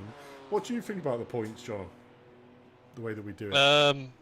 I'll be honest with you, I haven't looked too much into how you do the points. As I say, I normally just turn up and race and sort of worry about that kind of thing after. So I don't know actually understand how you do the points. So maybe you can enlighten me how you do it. I've never looked into it. Well, that completely fell on its face. Didn't it? Whoa! As we see there, that is Alexander Scaret. Yeah. I was expecting a deep, meaningful conversation there, and you pretty much just said, "I don't know." You know, but, I don't read the rules document. I see when the times start, and then I turn up. You're one of them keyboard warriors that don't read the rules and you get completely wrong. I'll complain after. Yeah. So let's have a look back at Alexander Scaret. He was pushing extremely hard. We saw him pushing Lee King McGee, and unfortunately coming down through the dipper. Does he get? No, his car seems to be planted enough. Yeah, coming down into Forest Elbow. Very strange. The back end just goes away from him. Obviously, new tyres. Literally just come out the pits. Oh, Lee King McGee had to do some very tasty manoeuvre in there to not go into the back of Alexander Scaret. So I think his life flashed before his eyes there, did Lee King McGee. But he finds himself now back in front of Alexander Scaret. Michael Goff, his teammate, and you know, this would be fitting if Michael can get that third place. He will get the third place overall in the championship. And it's a little bit of payback for Michael giving up the positions to Lee King McGee in previous rounds. But he certainly seems to be on the pace, does Michael. Currently in third place, chasing down our pro champion-elect for Season 2 here. And managing to keep up, and Lee King McGee, you can see there in fourth, 1.7 seconds off Michael's rear bumper. So it's all coming up roses at the moment for AKM Racing. I'm going to touch wood so I don't commentate a curse on. But yeah, they're having an exceptionally good round. And believe it or not, there are multiple cars in the RGL liveries, but there seems to be quite a few of the drivers that we go to. They're not all the same driver. They've probably got about 5 or 6 drivers in this championship. A really good showing from the RGL coaches, guys. But Michael doing all he can at the moment. Top of the pile in the Pro Anfield, and I believe he is fighting Alexander Scaret for that third place overall. In fact, let's just have a look and recap of the points in that Pro Anfield, just so we can get this one right. Let's have a look at the points. So Michael was at 109. Sander was in third. So at the moment, Alexander Scaret was down in 9th place. So Michael at the moment is on for that final spot. I mean, the points gap between, I think that's just too much of a mountain between himself and James to overcome. But it depends on what James will have a score in drop round, so should still secure, even though there's 30 points on offer for Michael if he can keep it there. That's still, I think James's second one is probably more than 9 points. So it's going to be a tall order. But I'll update the points at the end to try and give it you out on stream to say who's won what. so we can tell the drivers when they come in, because they'll be eagerly pestering me. I mean, asking me to update the points as soon as they can to find out where they are. But Michael, at the moment, looks like he's secured at that third spot in the championship. Does have his... whoa, wait a minute. Where's he gone? Where is Lee King McGee? He is down to 10th He has dropped place. off. Yeah. What He's had some sort of issue. Maybe taking the risks, as you said, Andy, at the earlier, rather than just settling for. You know, he's got his win now. So I can see Alexander Scoret's crash. Lee King McGee enter the pit lane. What's happened here? Let's just. maybe he's just done his splash and dash now. Quite possibly, just to see him. And I mean, even where he's at the moment, we'll still secure him the championship. But what happened? So I'm just looking down there. So it looks like he's gone into the pits. Let's have a look here. See. Doesn't look. Oh, there's a bit of damage on the rear left of his car, I think. Yeah, I was just trying to tell if the bumper or the front looked a bit damaged, but I'm not sure. I think it's just the reflections of the light. So let's have a look. So going into the pit lane here. No, yes, it is his second stop, so it's probably a splash and dash, repair his car and get underway, and still comes out in 4th place, which is enough, I suppose. But yeah. there we go. Yeah, That's I was gonna say, why- I don't know how Alexander Scarrett jumped him in the initial pit stops, because I think he had about a 3 or 4 second buffer over Lee King, so I'm not sure if maybe he was able to save a bit more fuel than Lee King McGee. Lee was pushing quite hard. He did bring down the gap to the top 3 RGL boys originally to 1.5 seconds, I think it was. So, so yeah, I wonder if he's just pushing on rather than settling back and saving on the fuel. But maybe that's why he's had to do a second splash and dash now to get him to the end. Yeah, and the other thing is, it takes him out of danger. You can sort of see him there, 3 seconds behind Sander Island in 9th, and he's got an 11-second buffer over Jimmy Vart behind him. So a little bit of free air, which is something that he hasn't had this race with. Obviously fighting extremely hard with Alexander Scarrett and playing the long game here. You know, I always knew his main aim was to win the Pro-Am Championship, and looks like he's either been told by Pops to, do you know what, there's no point doing what you're doing. Just come in, get your splash and dash now, get back on the pace, and then you might overtake them in the pits if they have to pit again. But if not, you know, it doesn't matter, because you should still win. I mean, what's he, 1st, 2nd, 3rd, 4th, 5th, 6th, 7th in class at the moment. That should still be enough to secure him the championship. Yeah, I mean, as you said, I think earlier he didn't have to take the risk. So, yeah, he's I think he's not had an issue. I think he's just done what I predicted. He's just done his splash and dash now rather than right at the end. So, and then rather than fuel save, is just keep pushing and go full on attack, which is much more fun. Yeah, it definitely is. And we just saw an explanation from Lass of what happened to his race-ending incident, pretty much like we all do. You know, going over the top of that section of track, you know, you're pretty much blind. You could see the spinning car in front of him, but like you said, was expecting the car to come across the track, tried to go on the inside, had snap oversteer, and basically hit into the wall. Rather than going into the back of his teammates who was challenging in front of him. So almost like sacrificed himself so the other guys could carry on having a race. And Ketil at the moment has certainly got the bit between his teeth. It'll be his first race win here in the Performance League in Season 2. I don't think he won a race in Season 1 either, but yeah, he's really on a mission. He's 5.8 seconds ahead of Neil Eric Isaacson, who has Michael Goff, as we've just been watching behind him in there. But let's have a little rundown of the field. We've got Alte Wood, still top am by still a fair margin, around about 15 seconds. Very much caught in this battle of the Pro-Ams between Christopher Otto in front, Sander Island just behind him, and Russ Fowler is the lead car in this quartet of cars with Alte Rudd in third place in this one. But another good run for Alte, and certainly has come on strong, and bodes well for him for season 3 coming up. Looking further back then, we got Jimmy Vark from Team Bear Pulp, 11th place, so a good return for him at the moment. Third place, we got Tom Savage. Doesn't need to push, you know, he's just having a nice little gentle drive around Bathhurst, starting from the pit lane. Looks like his internet has finally sorted it out for him. I bet that would have been a little bit of a worry for him. Oh, as I say that, he blinks. So it still may happen, so he's just trying to get himself to the checker flag. Looking back at the rookies, we saw all them earlier incidents going on with Nicholas Gronstrom. Sam Curran is still leading the way, 17 seconds ahead of Nicholas Gronstrom, who is trying to chase him down. How is that BMW looking?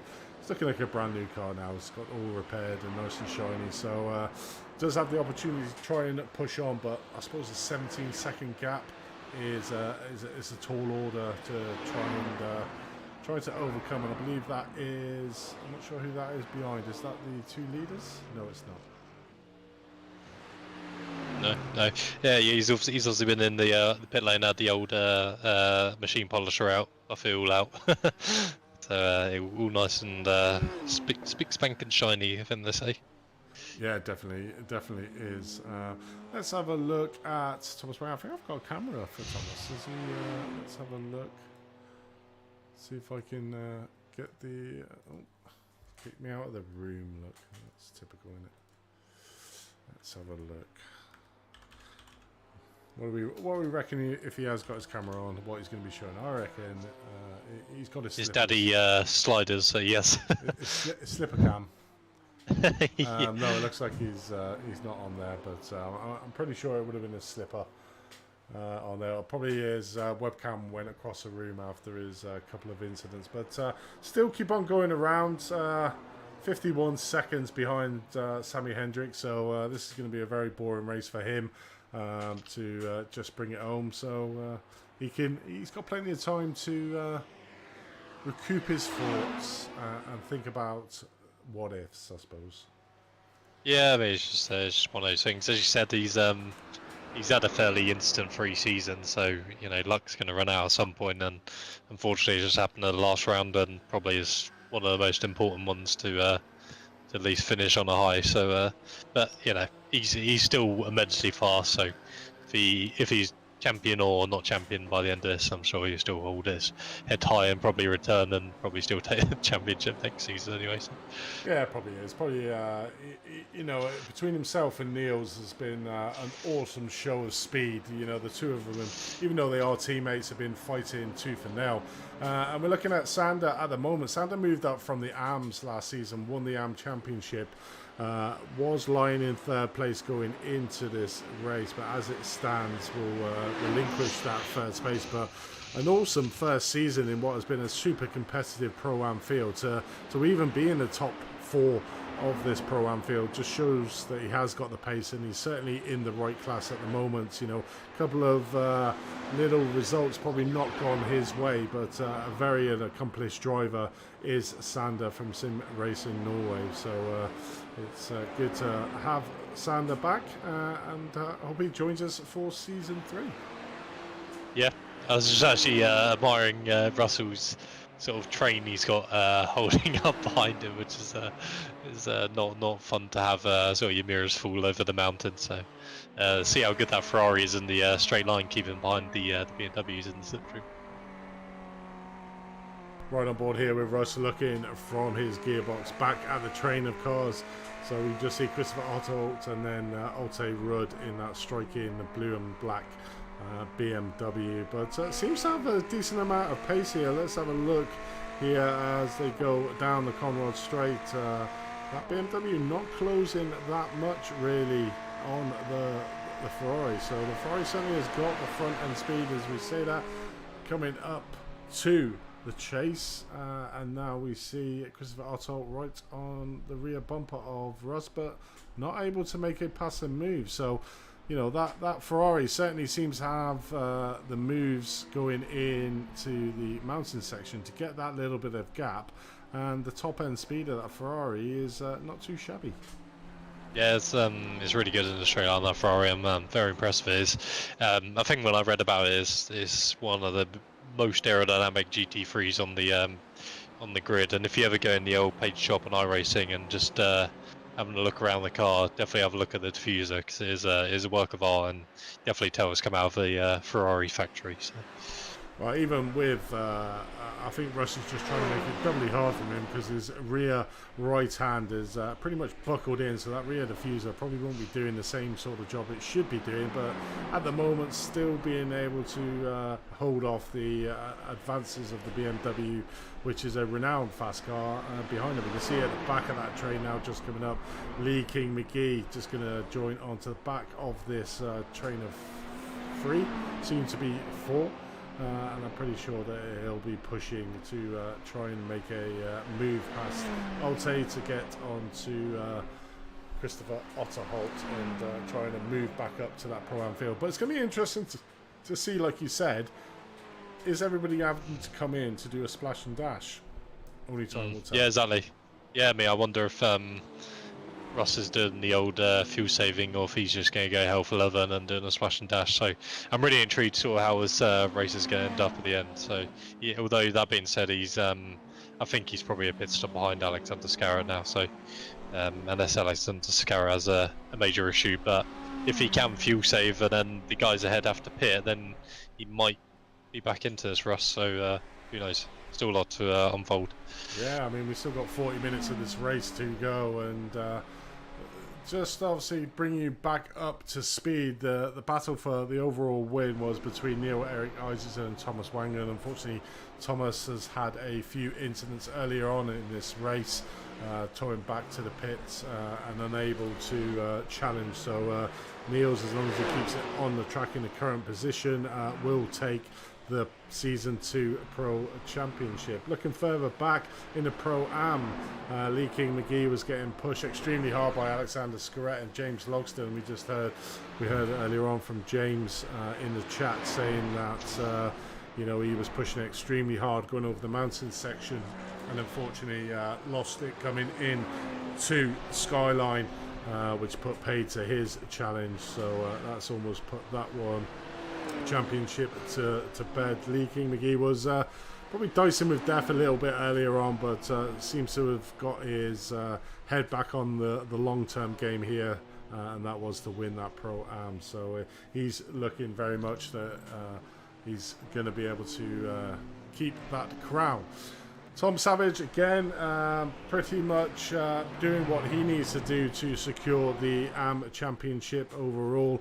There started from the pit lane, managed to get himself up into P3, 0.6 of a second behind his teammate Jimmy Vark there, and I'm pretty sure Jimmy won't push too hard if Tom wants to get on by his teammate. But as you can see there, lost his front bumper from an iRacing. He's glitching a little bit, so certainly seems to be having a little bit of internet problems. So it'll be down to him and his internet whether he can. It's a shame because that Mercedes livery is really nice in that sort of. I think it's gold. I can't tell if it's yellow or gold. So when the sun gets here, it's glimmering, but I can't tell if it's yellow or if it's actually shiny. And then we look back at the rookies with Sam Curran here. Was in a bit of a dogfight between himself and Nicholas Gronstrom. Unfortunately, Nicholas has had a few issues. One where we saw coming through the chase. No, in fact, it was through Murray's corner. No, the chase it was. Unfortunately, had a bit of an incident with Patrick Wild, and then we saw another one later on. But Sam Curran there on track to win the rookie. Does have Nicholas Gronstrom behind him. He is actually catching him. He's only 9 seconds behind. So this might not be over yet. There's still a sizable gap to go in this race. It was around about 15 seconds 5-10 minutes ago. So Nicholas Gronstrom is really on a charge. You can see, so he's just going over the top of the mountain, and Nicholas is just coming onto it now, so he's not that far behind, so it might not be all done and dusted in the rookie class at all. Yeah, still 40 minutes to go, and there's only a 9-second gap, so as long as he sort of maintains some pace. He's just gained about 3 or 4 attempts over the mountain there. He just went down from 9.2 to 8.6 now, so I wonder if Sam Curran's maybe had a little bit of an incident to lose that much time over the mountain. So he's definitely on. It's definitely on for the win for the rookie class. Certainly is. Let's have a look at an incident with Patrick Roy. Looks like he's been involved in a crash. Where are we? At the top of the mountain. It is a hard track to drive in this one. Coming down through Scotland, does he lose the back end? Oh no! Oh. Just too quick in. Yeah, it's far too fast into the corner.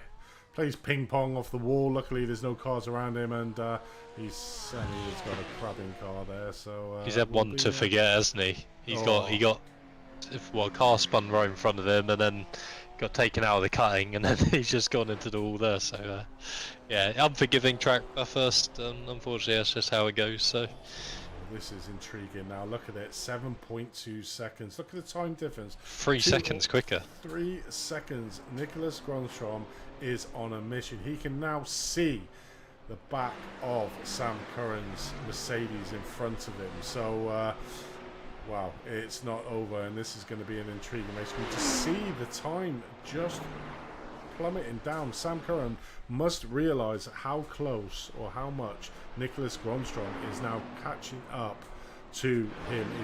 It was 14 seconds not long ago. It's 5.6 seconds is the gap now. It's literally, if I look at the gearbox behind, so we have who is that? That might be, who is that?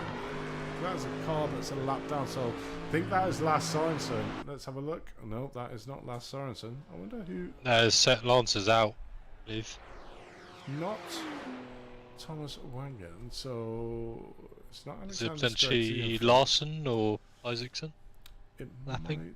might well be, but not sure who that is. But there's one car in between himself.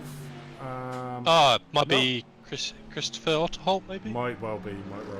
But look at the gap now, 3.7 seconds. That is tumbling down. I mean, wow, let's just go on board with Nicholas. You can see him there. He is the car in front of the pack of two in front of Nicholas. He's just eating away all of Sam Curran's lead. And Sam Curran hasn't really got anybody in front of him. So this is just out and out pace from Nicholas Gronstrom at the moment. Look at the gap, 3.4. It's just coming down all the time. And I'm pretty sure that Sam can see this. And I'd imagine he's getting very worried at the moment that where he thought he had that rookie class secured, it's now not the case. Look at the difference, 4 seconds. He's just absolutely flying. I don't know what's going on with Sam Curran, if he's maybe fuel saving or not, but it's a massive chunk of time he's losing, so maybe damage. Let's have a look on board with Sam. I think that is exactly right. I think he is trying to fuel save so he doesn't have to do that splash and dash at the end of the race, whereas Nicholas Gronstrom hasn't got that luxury of saving. He is going hell for leather to try and catch Sam Curran, and it certainly sounds by the engine note that Sam is lifting and coasting at certain parts to just try and save a little bit of fuel. But if he's miscalculated this, then it could be catastrophic for Sam and giving the win to Nicholas Gronstrom. So it's certainly eagerly anticipated, where I thought it was all over, done and dusted in this rookie class. It's come back to life. Yeah, definitely. I mean, it's not over to the fat lady sings. Is that the quote? Get loads of puns out on this one, haven't we, you know. But he's certainly on a charge. Is Nicholas Gronstrom? Whoa! Oh, Just a little bit too much, I think, there from Nicholas. Gets it slightly wrong, coming out of Forest Elbow. hits the wall, and then the gap suddenly gets back up to 7 seconds. So all that hard work that Nicholas has just put in, wiped out in one corner. Let's have a look at it. So pushing extremely hard. I mean, he was just a man on the mission, coming through the dipper here, down through the dipper, coming up to the forest elbow. Let's have a look, see what happens. Is he just too hot into it? Yeah, I think the back end just gets light, so he's just probably gone a bit deep or gone on the dirty line, and it's just spun him round. That's a bit unfortunate, because I thought we were in for a grandstand finish. I mean, we still could be. I mean, he's certainly got the pace. You know, I mean, he's just lost 3 seconds there with a spin, so it just shows the pace that Nicholas Gronstrom does have in there. You can still see him just up in front. You just got to do it all again. Yeah, and he was pulling about 3 seconds a lap on the car in front anyway. So, and he's still got half an hour to go, so he's still in this. Certainly 100%. But join back up with Lee King McGee, who's now on this train of Russ Fowler. Lee King, he's managed to get past Alte Rudd. Sander Island has dropped off a little bit from this chasing pack. Finds himself in 7th place still in the Pro-Am field, but has 2 Pro-Ams in front of him that he can gain the positions. Looking on the inside there, Lee, it's not really paid off well trying to make him pass and move into this the cut-ins on this track, so thinks better of it, but stays neatly tucked up behind the rear wing of Russ Fowler's Ferrari. Yeah, and Russ is still doing a great job holding in there. So although he has lost a position to Crystal Arthold, but hopefully being in the slipstream, the Ferrari will still keep him in the battle. So.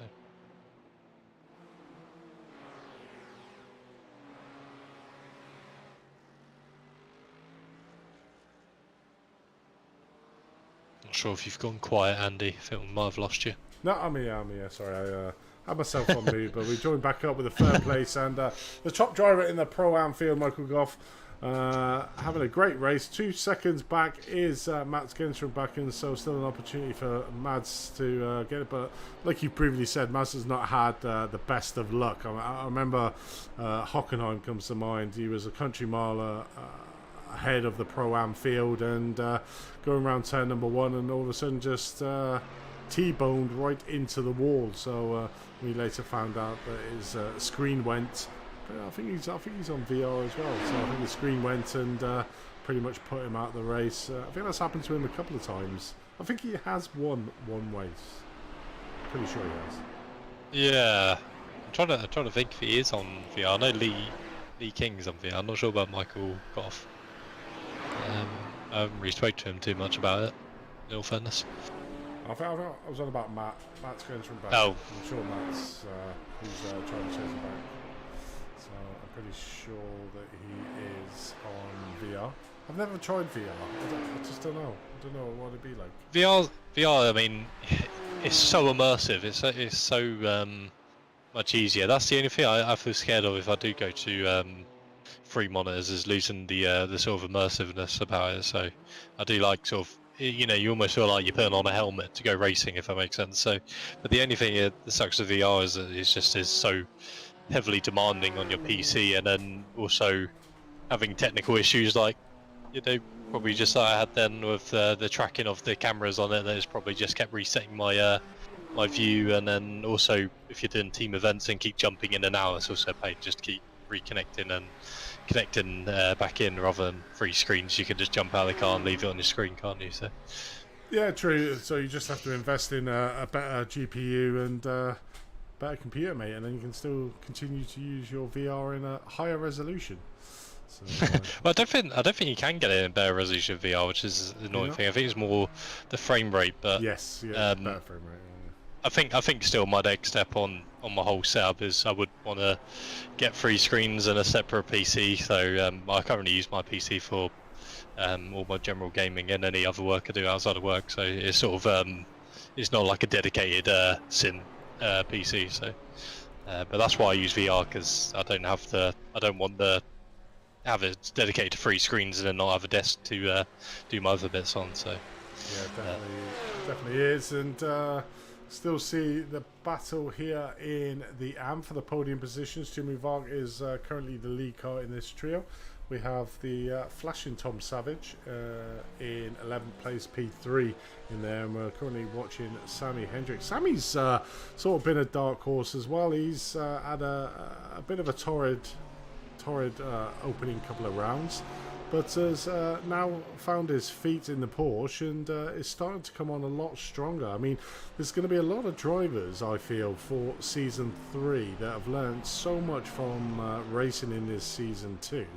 And they're certainly going to be on point when it comes to... that's got to be off-putting, isn't it, when a car blinks in front of you and shards go all over the track. But it's going to be interesting. It's going to be interesting for Season 3. And obviously Season 3, we're doing something completely different as well. We're doing a Performance Link World Championship Series. So how does that work, you may be asking? So we're going to 4 regions. We're going to Americas, then we're going to go to UK, then we're going to go to Europe, and then the Pacific for the final round. Each one of them rounds is going to consist of 4 races, one of them being an endurance race. There will be 1 drop round, but in effect it's 2 season in 1, because after you've done a region, which there'll be trophies and they'll be crowned as that region champion, they will then go on to the second region where the points start all over again to find out who the winner is on that. So effectively, if you have a terrible first half of the season, it's not a game changer in the season as a whole, because it all resets to 0 after race number 4 when we go to a new area. So it's going to be interesting. That Season 3 is 2, and then Season 4 is 3 and 4. So at the end of 4, hopefully we'll have a world champion, Performance Link world champion, and get a very nice trophy to boot. So all to look forward to for Season 3 and 4. How are you looking forward to it anyway, Jono? Yeah, no, I think a lot of what you implemented has been generally the things I've been aligned on, and you know, I'm someone who sort of likes things to almost be quite similar to real life. You know, I race in the sim, I race in VR.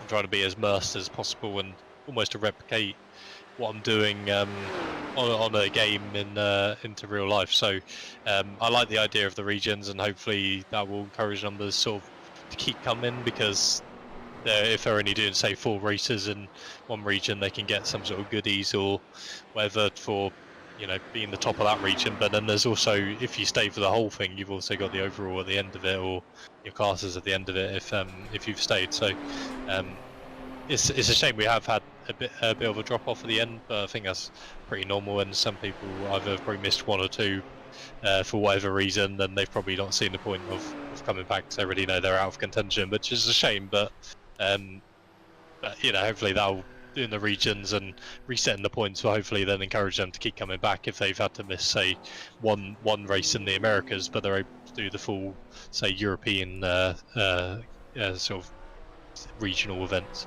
Yeah, I mean, there is that. I mean, I think every league has the same issue with retention. Oh, it's all been just coming out of there. You know, Christopher Alterholt just getting a little bit squirry coming out of the Forest Elbow. I'm pretty sure Torben will let these 2 drivers sail on by. But yeah, no, it's always one of them things you get with league. You know, you do get normal a sizable drop off. Certainly with the drivers that, like you say, can't win anything. So it's like, well, I don't want to waste my time or whatever. And we are changing the way, because we have a separate qualifying session before the actual race that, you know, probably elongates the session probably longer than it needs to be perfectly honest, because we were making the grids and bits and pieces and that. So, you know, a 2-hour race turns into like a 4-hour, 5-hour complete session. But Season 3, we're completely changing that up as well. Is that, you know, the point system, which I'll tell you about in a minute, John, so you understand, will remain. But the drivers will start the race where they finish in the qualifying overall, so we can incorporate all the sessions into one shortened, more compact session. So like our hour-long races will be sort of like an hour and 20 or an hour and a half rather than what it is at the moment. So that should help on there. But, you know, permanently evolving in the way that we try to make this. We listen to the drivers, see what they want, try to give them the league that they want to race in. I think we're the only league that probably do live broadcasts for penalties as well, which has made the Discord a much nicer place because drivers can see.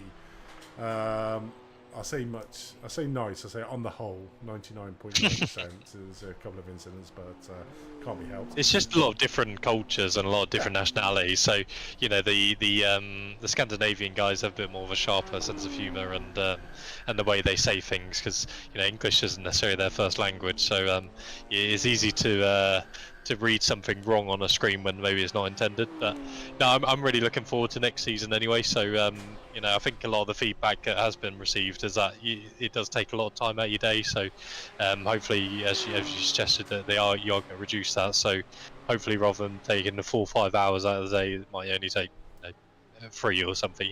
Something along them lines. So and that can only be good as well to get people to keep coming, because then there's not so much of a commitment in a way. So but that's like you said, how you improve, you just keep taking on board feedback. So and I'm really happy with the changes. A lot of the things I wanted, I think you are incorporating, and I really hope you're going to do fix ups as well, because I just think it just even it out.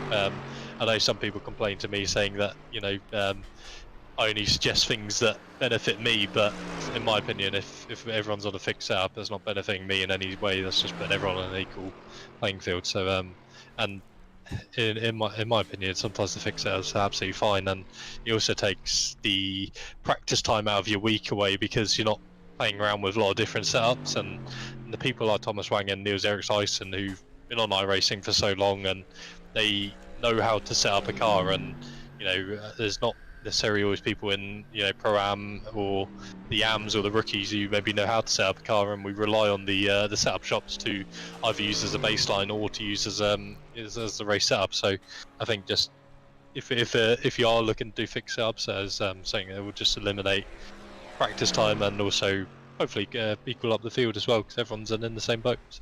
Yes, I mean, it's a bone of contention. What we might do, we still haven't decided what we're going to do with that. But if we do look along the fixed setup, probably what we'll do is we'll probably get fixed setups made for us rather than using the iRacing ones, because a lot of people do not like the iRacing setup. So maybe have somebody. And if anybody's listening, there is a setup guru that would like to help us out. Please get in touch. The Discord link should be in the description below. So come across, give us myself or Tom a PM, and offer your services, and I'm sure we'll be able to throw something your way for the privilege of doing that. Are we seeing some people just coming for a splash and dash, or am I behind on the actual stream? No, I'm behind on the actual stream. I was flicking between the YouTube chat and obviously the screen you're looking at, and I saw people in the pits, and I went, oh, suddenly it's getting exciting. There are a number of drivers that have come in for two-stop, namely Lee King McGee, Tom Savage has been in twice, Russ Fowler's been in twice, Thomas Wang has been in twice, obviously Stefan Anderson has been in 3 times. Patrick Walden twice, and Lasse Sorensen's been in twice as well. So we're getting to that stage now, sort of 18 minutes left. Are we going to see? I mean, you said it was towards the end that you want, so we may see splash and dashes on the final 3 laps of this race into the last 10 minutes. Yeah, it was about 4 laps, I think. At least from mine and Russ's calculations on the Ferrari and the Merc that we had to gain back. So it will be at the end, probably at the very end. So these guys, I think Larson and stuff, probably have been fuel saving the whole race, and he's been sat in the slipstream behind Isaacson most of the race. So I'm sure he's probably fine on fuel. Oh, well, only time will tell. But I mean, it's good. It's been a great race for Kjetil Larsen. In here was playing 3rd place to the Thomas Wangen and Neil Erik Isaacson show, but unfortunately that got taken off the air, and he's pretty much taken up the mantle and said, you know what, I'm going to take this bull by its horns, win this race, and win that final podium position in the championship to boot. So, it'd be a great day for Kjetil. he's always been a super quick driver. He's been another one that's been in and out of the season. It'd be good for getting him in for the full season to see what he can actually do, because you can sort of see here with the pace he's got. You know, we've seen Neil Isaacson, we've seen Thomas Wangen sort of dominate races, but here today Kjetil Larsen is certainly throwing his name in that hat and is keeping Neil-Erik Isaacson at bay. I think it was only 5.2, so Niels has only gained back around about 3/10 in probably the last half an hour of this race. So Kjetil certainly got the pace here at Bathhurst. Maybe it is one of his tracks that he absolutely loves, but it's good. Yeah, I mean, it's a track that suits the Mercedes as well, so although that being said, a lot of the BMWs is still up there, so but it should be a really good confidence booster for him going in if he turns the next season as well, that actually to finish on a high and show that he can beat Thomas Wangen and Niels-Erik Isaacson on his day. So yeah, really pleased for him if he can bring it home safely and end on a high for his season. So. Yeah, I can see there, filthy animal. James Logston just written in the chat, since the season's on a high, it's James Logston. I was shocked to even qualify where I did, let alone make an overtake and hang on as long as I did. BMW overpowered, ban the Beamer. Also my bad driving. But, you know, I've got to admire James for sort of sticking with the Porsche. You know, a lot of people jumped ship when they realised the Porsche didn't have the straight line speed that the Beamer or the Merc did. And you stuck by your guns, you stayed with it, and you were in there. You were in it to win it in the last race, and it's always a pleasure having you in our league. You're a great addition to it, and it seems to be these 2-hour races that are your Achilles' heel. So, yeah. The thing with GT3s is that the BOP works is you know, they're all made to make the same identical lap time, they just make it in different ways. So, you know, where the Porsche is slow on the straights, it makes it all up under braking and the traction and its cornering. So, which is what James just said, you know, he's driving so hard over the mountain to keep up, but then he's losing it all on the straight, which is frustrating, but, you know, it goes on the flip side to something like the Mercedes or the BMW, where he might be really good down the straight, but I know for the Mercedes it isn't so good on corner entry, it hasn't got the front end grip, but you know, it definitely has plenty of grunt out of the corners and along the straights. But you know, that's the beauty of GT3 racing, is that you go to a different track and a different car is going to come out on top because it has different characteristics. You know, Suzuka would probably benefit, you know, the Lamborghini and the Porsche and the Audi, you know, with that mid-engine and having the grip, and then you go to Monza or you go to Bathhurst and, you know, the Mercedes and the BMWs are Triumph. But that being said, the BMWs, I think, have won nearly every race they've been to in whatever class. So they've just been the ultimate all-rounder, haven't they, really? So. Certainly the open.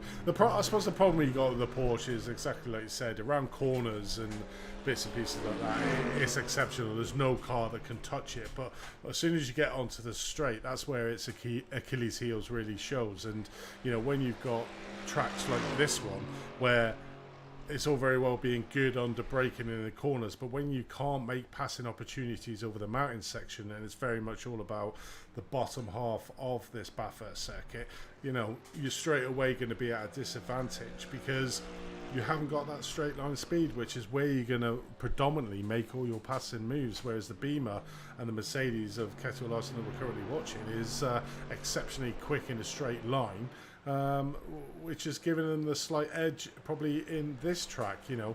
But the BMW is probably the all-rounder car.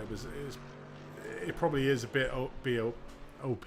I might have to start learning the BOP and start enacting it in the sessions to be able to bring the cars back in, but that's going to take a lot of understanding and a lot of time. Probably need to add a bit of kilos, maybe. I don't know how much, like 5 or 10 kilograms might affect it, but I think iRacing will eventually. But it's doing incredibly well in real life. It's just a new car, so you know, iRacing are probably still trying to understand how it works in real life as much as they're trying to do the BOP on the game. So it's just one of those things. So a lot of the cars on the grid, other than the Porsche, are all fairly old. I think, you know, the Mercedes had an Evo kit in the last few years, but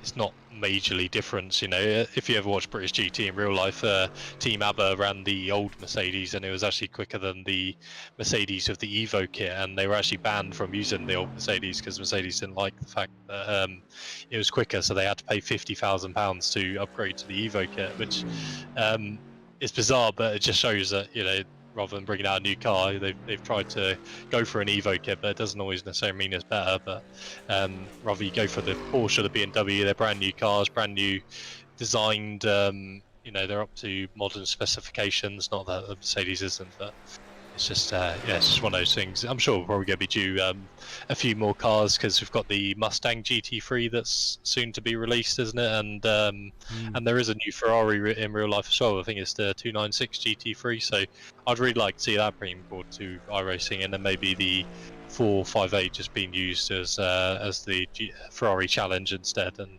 having the 296 as the GT3 Challenger. So yeah, intriguing.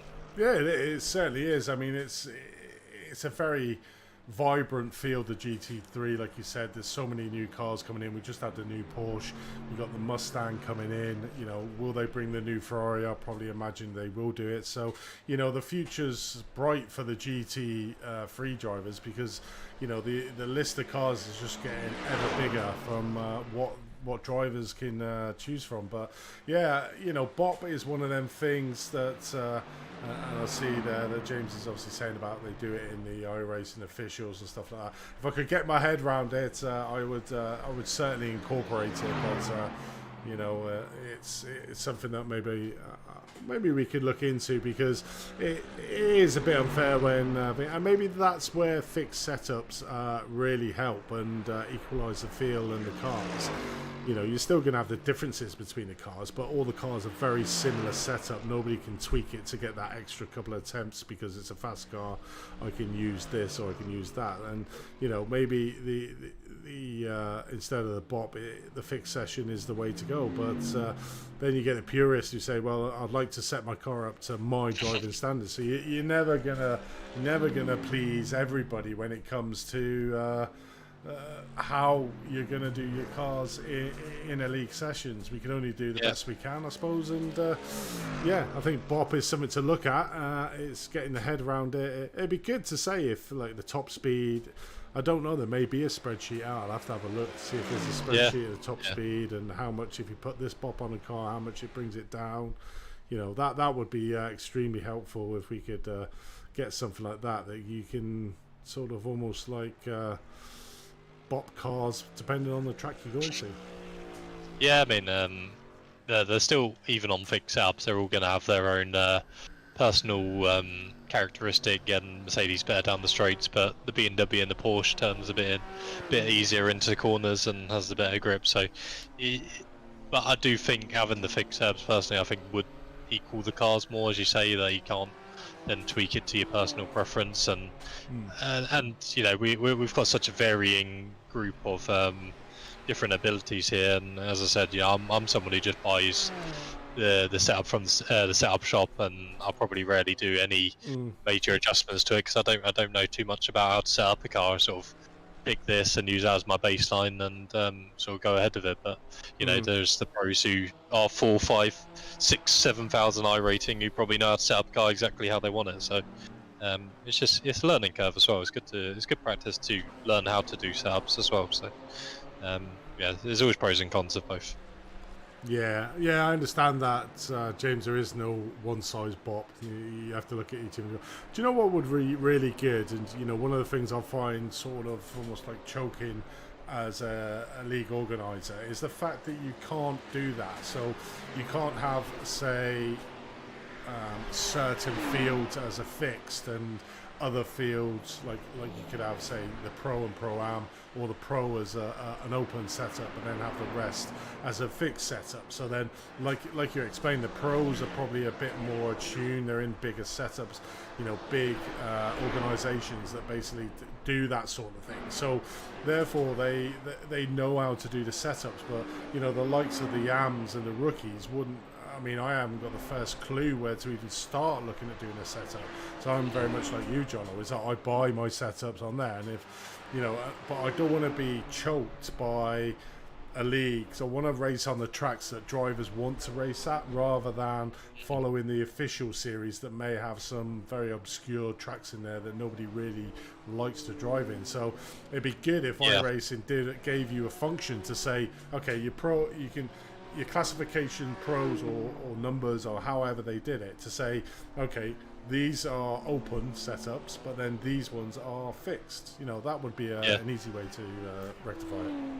Yeah, and you hit the nail on the head there, because Mercedes is one of the most difficult cars to get setups for. It isn't actually available on a lot of the circuits, which is really annoying. So, although that would benefit me going to a fixed setup, but I completely agree with the fact that there is tracks out there that I would personally like to drive other than the IMSA series, but I'm hampered by a setup. And I had the exact thing at Suzuka, that I think I tried about 5 different tracks, tried baseline setup, and I just couldn't get it right for the Mercedes. And that's where maybe a fixed setup would have been good, because then I would have just had to have one setup to focus on my whole practice on, rather than continue to play around with things and see if I can make it better. And then everyone else is also in the same boat as well. I know the other Mercedes guys are either struggling, or BMW guys as well. So yeah, there's pros and cons. Everyone's going to have their own personal opinion. I think I'd rather fix for the closest to racing, but in terms of realism, the open setups is more fun than making it more tailored to you and how you have a car, because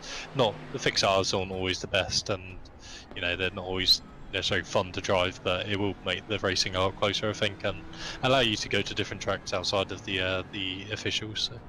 Yeah, it definitely is. But back to the closing stages of this race, just looking at Nicholas Gronstorm, he is 1.9 seconds behind Sam Curran. I think that is, let's just have a look to see if that is Michael Goff in front.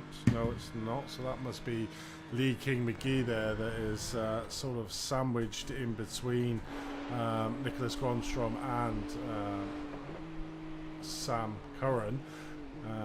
So it's not going to be an easy car for Nicholas Gronstorm to pass, but yeah, it's going to be interesting to see now. Only 1.9 seconds. Time is quickly running out for Nicholas to try and make the pass and move. But what is good having Lee King in front of you is to pull you forward up to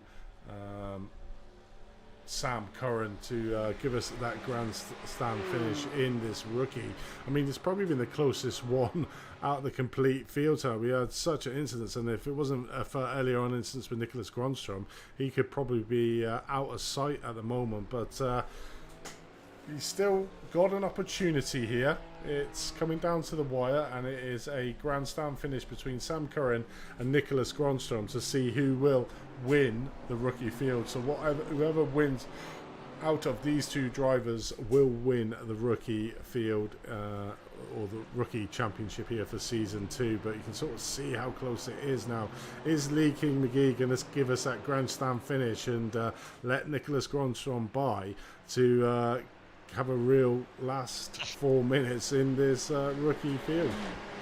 I'm sure he's probably not aware of their battle, but I'm sure what he'll try and do is get past the guy in front of him, and then that will bring him back into play to Nicholas Gronstorm. So yeah, let's see maybe if Sam Curran either lets him through, or if he's going to make Lee work for it just to keep Gronstorm as far back behind him as possible. So, and we're also in the crunch time of the race, so I wonder, I think we got Patrick Wilsey pitting or for his splash and dash. So yeah. Ooh, Lee just touched a wall there, coming at the top of the mountain.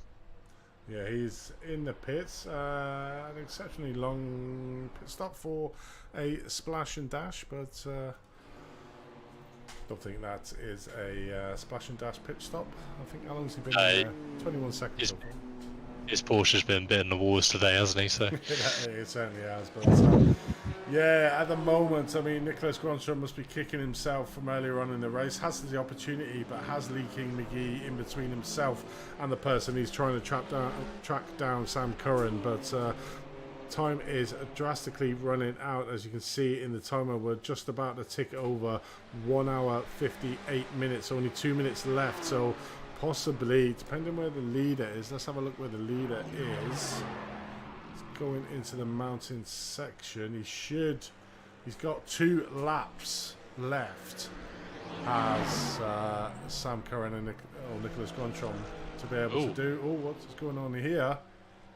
This is the race for the lead in the arm. Nicholas Grondstrom looking on the outside here into the last corner, side by side. Oh my God, him himself and Sam Curran going in.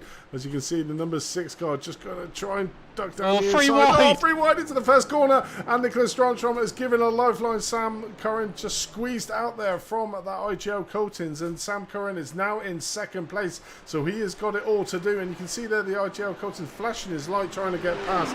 Nicholas Grondstrom really does not want to let this driver pass to give Sam Curran the opportunity to attack. You can see Alte Rudd there in the background has managed to get in between himself.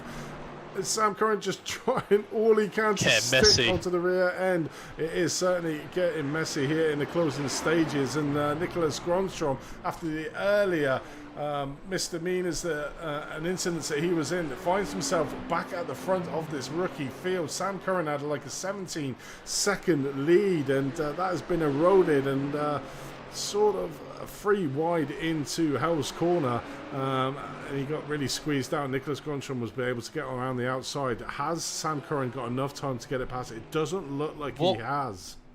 What happened to Sam Curran? Because he must have gone wide, or did Lee King McGee maybe tap him or something? Because Lee was behind him, and then he's lost all those positions. So here we coming out of the chase here. Better run for Nicholas Grondstrom here, coming down side by side. Lee King McGee completely backed out of this to give these two the opportunity to fight side by side here. Where did that IGL coatings come from? Because it was down here. But he just it seems like had no spot. And he's there at the back. How did he get up to these two so quickly? Where are we on the footage? This is the first. This is Hell's Corner, so that's the first overtake. And then let's have a look at Nicholas Grondstrom getting past. In fact, I thought Sam Curran went wide or something. No, it was. Maybe it was different. Ah, there you go. So Lee King McGee has gone through, and then he's just had a bad run out of it. Yeah, definitely is. So that was the first one. Let's have a look. I think this is the. There we go. So this is coming down. It's live, isn't it? I think it is. Yeah, this is so Ali Rudd's got through now. So Sam Curran's got this lap, probably in this lap only, to close up to that BMW, but unfortunately Grondstrom's got the slipstream. Yes, this is the overtaking move where Nicholas Grondstrom cemented it. So side by side here, coming over the start finish, Nicholas Grondstrom just tags on the inside, and then you got the IGL coatings there, 6th place. So that will be Christopher Otterholt coming on the inside and just squeezes Sam Curran out in wide into Hell's Corner, which gives Nicholas Grondstrom the opportunity to make the pass and move, which is I think going to be a telling move, because he is now, it's still not over, 0.4 of a second. This is going to come down to the wire. Let's have a look where Ketio Larson, he is now coming out of the chase for what will be his final lap, and a very worthy race winner of Ketio Larson, 12.2 seconds ahead of Neil Eric Isaacson. And we watch Ketio Larson take his very first win here in Season 2 at the final round. But let's join back with the epic battle between Sam Curran and Nicholas Grondstrom. And this is a grandstand finish for who is going to win the Rookie Championship on the final round. So just coming over the top of the mountain. So not long for Sam Curran to make the opportunity, coming down through the Conrod Straight. Can he get that BMW? Oh, sorry, the Mercedes. There's one car you want. You want the Mercedes on the straight. You certainly do. Is he got enough room to try and make a move? I think it's going to be a last gap effort down into Murray's corner, you know. That's the only place I can see it. He needs to get his Mercedes a good exit out of this corner, and he gets it. He is super close to the BMW in front. I just don't think he is close enough to make the opportunities. No, I think he's just resigned to the fact that, unfortunately, Nicholas has got the better of him on this day, and unfortunately comes home in second place, still flashing his lights, still pleased. But wow, what a finish after a 2-hour race, covered by round about 0.6 of a second between the two drivers. And what was the finish between Michael Go and Mats? Because it says 0.000 on the timing. Did they literally go over the line back to back, or I'm not sure, unless that's a bug maybe in the in the finish. Not sure. Let's see. Let's see if we capture any of the drivers doing the jump. I'm pretty sure we might get a few of the drivers. Let's have a look from a blimp avenue to see if any of the drivers. Maybe we can't static the camera actually. Yeah, that would be pretty good. I can't see any wild kangaroos on the mountain today, so they must be all in hibernation. Yeah. It's amazing that this is actually a public road, isn't it? And they Yeah, it. people actually live along the mountain. I've always said if I win the lottery, I'd love to live in a house there. So. Yeah. Prime's real estate for the Bathhurst 12 hours. So is Kettle gonna? Yeah. Is Kettle gonna do it? Probably. Oh, is he? Is he gonna do it? He's going quick. He was thinking. I think he was thinking. Not quite though. I'm sure the AKM boys would do it. I've seen them practicing their synchronized jump in practice. So. I know. We'll see where they're at. Whilst we'll. It's gutted for Sam Curran. Sam Curran. He's probably quite annoyed at that 3 wide incident, because if he was very smart to back out of that turn 1, because if he kept his foot in it, he would have had someone dive up the inside, someone right around the outside, and that could have been over for both of them. So he was very smart, but he's probably a bit annoyed about the fact that I don't know who it was on the IGL boys just went for the inside move and made it 3 wide. Otherwise, he probably could have still been in that right at the end as well. So yeah, it certainly could have, but don't think I can show that finish between the 2 drivers. The 0.00 finish, probably like the Daytona one, to be honest, isn't it? So yeah, let's see if I can split her ahead. yeah. Let's see if I can get these points updated so we get barring any penalty finishes. Let's just see if it's going to allow me. Let's have a look. Yeah, people asking in the chat for the 0.00 finish as well, but I'm not sure if we can get it. I don't think we can. I don't think we can get it. Import. Is it gonna let me see it? Mount Panorama. Oh yes, it can. Oh, we're going for a jump. Get rated out of 10, Andy. Oh! That was amazing.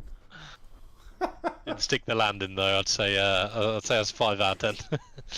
That was a rather impressive end to what has been a very exciting race. I have updated the schedule, so I'm going to quickly run you through the finishing positions in each one of the championships before we get the drivers in.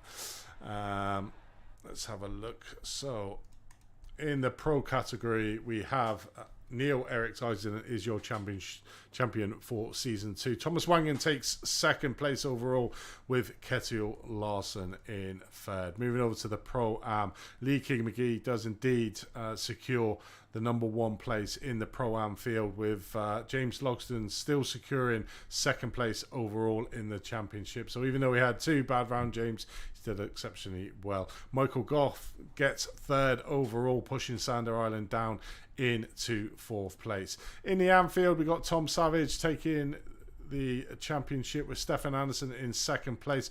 Altoy Rudd manages to leapfrog Sammy Hendricks into 3rd place, so a great end to the season for Altoy Rudd, and secures his 3rd place on the finishing positions. In the rookie class, we've just seen it there, Nicholas Gronstrom takes it by 1 point over Sam Curran in 2nd place, with Alan Sandergaard securing 3rd place overall. I mean, wow, what an end to the season. In the teams, let's have a look at the teams. I think it is IGL Coaching Iracing by Sandy Traffic Skull taking the 1st place. Team Bear Pope getting 2nd place overall in the team.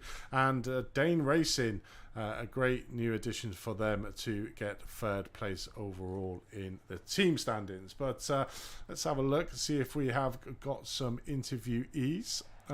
Let's start off with our pro champion for season 2. Welcome to the booth, Niels. Little bit of an entertaining race from you to begin with. Obviously, you had your main rival and teammate Thomas Wangen for company, but he sort of went by the wayside pretty early on in the race. Did you realise what had happened and what you needed to do to win the Pro Championship? Yeah, it's a bit sad that it ended like this, but yeah, sometimes you have technical issues. I think he had some troubles with his PC or something. I don't know. All right. So it was a shame, but I don't think any of us could have toppled Kjetil today. He was really fast. I tried a little bit in the end there. I tried to set the fastest lap, but then he set the fastest lap the lap after. So he was really impressive. Yeah, I mean, it's been a long and grueling season, 12 rounds in total with 3 endurance rounds. I mean, it's sort of been the Neil Erik Eisen and Thomas Wangen show at the front of the pro field. You two have been going hammer and nail at it since round 1, with a couple of other drivers taking some wins, but majority been taken by you two. I mean, it must be good to realise that, you know, he's in your team and the both of you can have some epic battles on track and be super close. Yeah, it has been fun. It's a bit shame that there is not more pros out there. We had a good battle in the start of the season, and some of them quit, and that was a shame because I think Mokes and yeah, the other guys could have brought some speed in for the last rounds here. Well, let's hopefully for season 3 with a different way that we're approaching it. You know, shortened sessions. You know, 4-round almost championship. We'll be able to get entice a few more pro drivers to give both yourself and Thomas a little bit of competition. But I mean, you two are so evenly matched. I mean, your whole team. It was the IGL Coatings pro drive session here today at Bathhurst, but you got such strength and depth in the IGL team. It's got to be a good feeling when you come into championships like this. Yeah, we have good we had the good trainings during the week. I haven't been training this weekend because I've been away, but we started a bit early so I could get some laps in. So it's fun, and also it feels good to win, of course. Yes.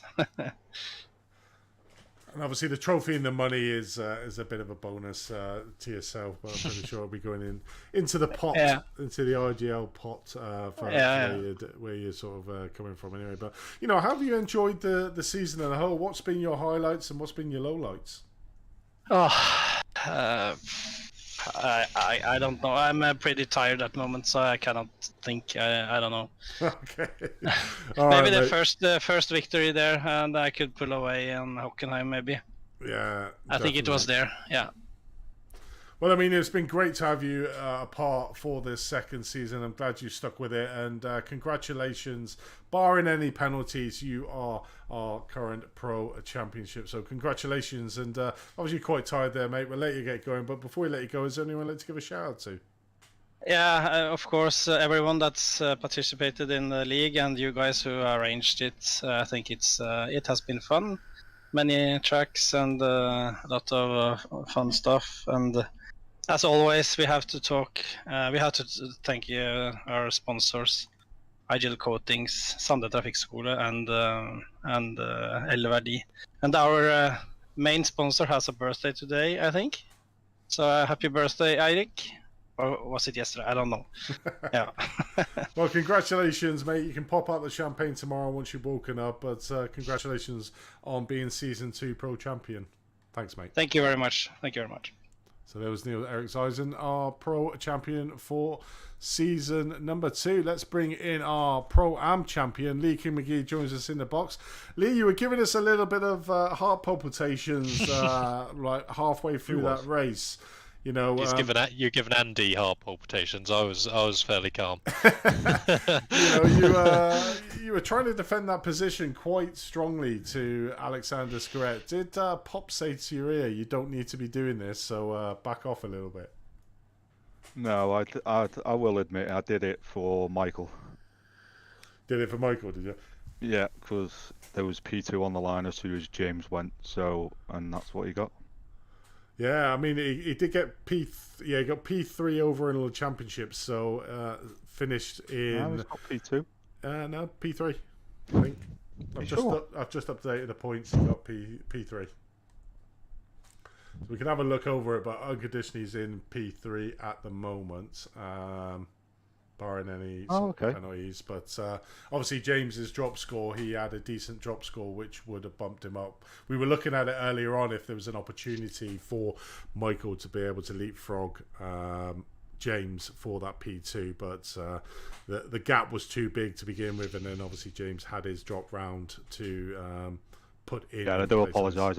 I forgot about drop round. The pesky drop. But getting a P1 and a P3 in the Pro-Am field, your team as a whole, but you and Michael, must be over the moon. Yeah, over the moon, mate. I'm more made up for him because the amount of hard work he's put in, learning from me, going around lap after lap after lap, and he just never gives up. I mean, we obviously talked to you and Suzuka, and how were your nerves at the start of this race? I had a jelly brake leg. I always do at the start of every race, and I hate it. I mean, you got out to a decent lead. You were leading the field, stuck it onto pole, which is the best that you could have hoped for. I mean, but like I was saying, wow. I mean, there was a hairy moment between yourself and Alex going. Oh, I forgot the corner it was now, but that could have been a race ender for yourself. And is there any point for in that race that you actually said, I just need to calm it down here because the championship's on the line, or were you trying to race all the way through that? Apart from obviously letting Michael through. I decided to stop battling was just before my pit. I was running out of grip. That's why Garrett went. I just couldn't make corners, and I had to pit. So, and then after that, it was a lapsy daisy drive. But I made a mistake, and I had to pit again because they had damage, and then come out and was it P4 I got? Yeah, I think P3 actually. You finish that race. Oh yes, correct. When I pitted, didn't he? Yeah, he did indeed. But I mean, obviously, this is your first season in iRacing. I mean, you can't hope for a better debut season back into iRacing, joining a league, winning your class in that league. And if you've got any, what are your highlights of the season for you? Everything, to be honest, mate. I've really enjoyed it. I don't think I've had a bad moment apart from when Antonio Giovinazzi crashed me off. But yeah. I still remember your comment saying it's a good claim to fame, though, isn't it? Honoured. Yeah, I feel honoured. It's a good claim to fame, getting taken out by a F1 driver in iRacing. But you've driven exceptionally well, mate. You've been a credit to the league. You've raced really cleanly, really hardly. And congratulations on your very first win in the Pro-Am. Be interesting to see what you can do next season in the pros. But before we let you go, mate, is there anyone you'd like to give a shout out to?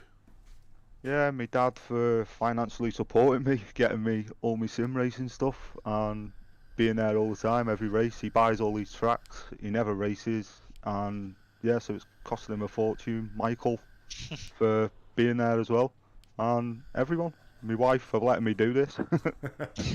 The unsung heroes, eh? Yeah, and yourselves for I can't fault you. Let's go next season. Definitely. Well, Lee, you're well and truly a worthy winner of the Pro-Am. Unfortunately, what happened to James, that we couldn't have had that grandstand finish between the two of you, but I'm pretty sure that next season you two will be battling just as hard out on there. And Michael's going to have to put in a lot more practice if he's moving up to the Pro category, isn't he? Yeah, 100%. He'll get there. He's a quick learner. He certainly is. It's like his Suzuka. He was 2 seconds slower per lap. I think I had half an hour with him, and he gained those 2 seconds. Definitely was. But congratulations, mate, and look forward to seeing you next season. Yeah, see you next season. Cheers, Jono. Yeah, well done, Lee. Cheers, guys. Cheers, Paul. So there was Lee King McGee. Let's get our AM champion in, Tom Savage. Tom, welcome to the booth, mate. Congratulations on your very first win in the Performance League AM series. How are you feeling, mate? Pretty good, thank you. It was an interesting race. I've had some internet issues today, as you may have noticed on the stream. Seeing the car blink, fly in the air, front bumper getting smashed up, so I was like, it's going to be a race between himself and his internet here. Yeah, that was it. I mean, it was fine on my end. I tried to stay away from people as much as I could. I started from the pits to avoid anything at like one. I didn't want to ruin anybody's race. Just wanted to take my victory lap. So, I mean, obviously, you've done all the hard work before this round. It was very much a case of just finishing for you in the Anfield. I mean, how's the season been for you as a whole? What's your highlights? What's your lowlights? Really good. I think it's sort of the middle is a bit of a blur. I remember the first race and coming second to Cinnamon, who was really fast, and the next 4 or 5 races we had battles every race. I think I came out on top more than I didn't, and then sort of dropped off to the second half of the season. Then Atlee came up and he was pushing and taking pole, and obviously today he's got the victory, so I assume he has. He was like a million seconds in front. Yes, it's kind of been good, and then the endurance races have been great fun. Today was, like I said last week, I'm pretty sure there was nothing I could do to lose, but I thought I'll come and have a nice drive around Australia for a couple of hours. It was good. What more could you want on a Sunday evening rather than a 2-hour victory lap, mate? Must be your arms must be aching from all the waving you've done to the crowds. Yeah, well, all that bouncing that I was doing. It's quite interesting to see that you said that you didn't have the best second half of the season, because I think in the first half I didn't see too much, but I definitely noticed when Imola and Nürburgring, you're definitely up there with the Pro-Am pace. So I guess what are your thoughts about going up to Pro-Am next season, and do you reckon you can still put up a good fight in that class, or what's your thoughts? Yeah, I think it's a bit of a mixed bag. Some races I've been really hot on pace. Most of them I'm not. I think if I was in that class, this field, there's no way I'm keeping up with James or Lee. But other than that, I think I could mix it with the rest of them. So yeah, it'll be interesting. So what are you saying, John? Is he going to kick your ass next season? I think. Well, I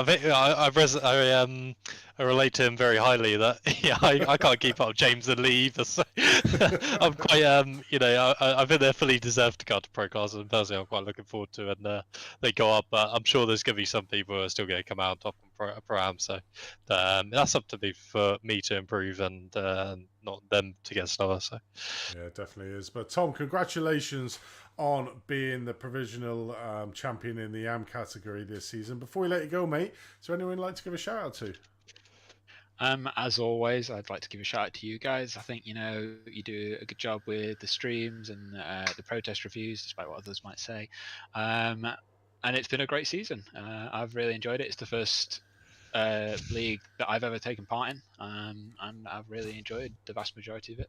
It's been fun. And then Team Bear Pope as well, they're always there. We had a few more show up today for the last hurrah, which was good. Hopefully there'll still be some around next season. We'll see. Yeah, well, I mean, you got second place, so you get money off entry into third, so I'm pretty sure we're going to see you guys donning the field again in season 3. Yes, well, yeah. we hope so. Let's Anyway. hope so. We hope so. But Tom, congratulations again, mate. For your 2-hour victory lap around Bathhurst, and obviously winning that AM championship. But you've done all the hard work beforehand, and look forward to seeing you next season, mate. Yep, thank you very much. I made the jump as well. I had like 1 litre of fuel left, and I made it. You've been jumping around the whole track. Well, I've got 1 extra. We saw Jimmy's. So Jimmy's is on the stream, and his was rather impressive. So we got Jimmy at the end. All right, guys. Thank you very much. Cheers, Tom. Cheers, mate. Thanks, mate.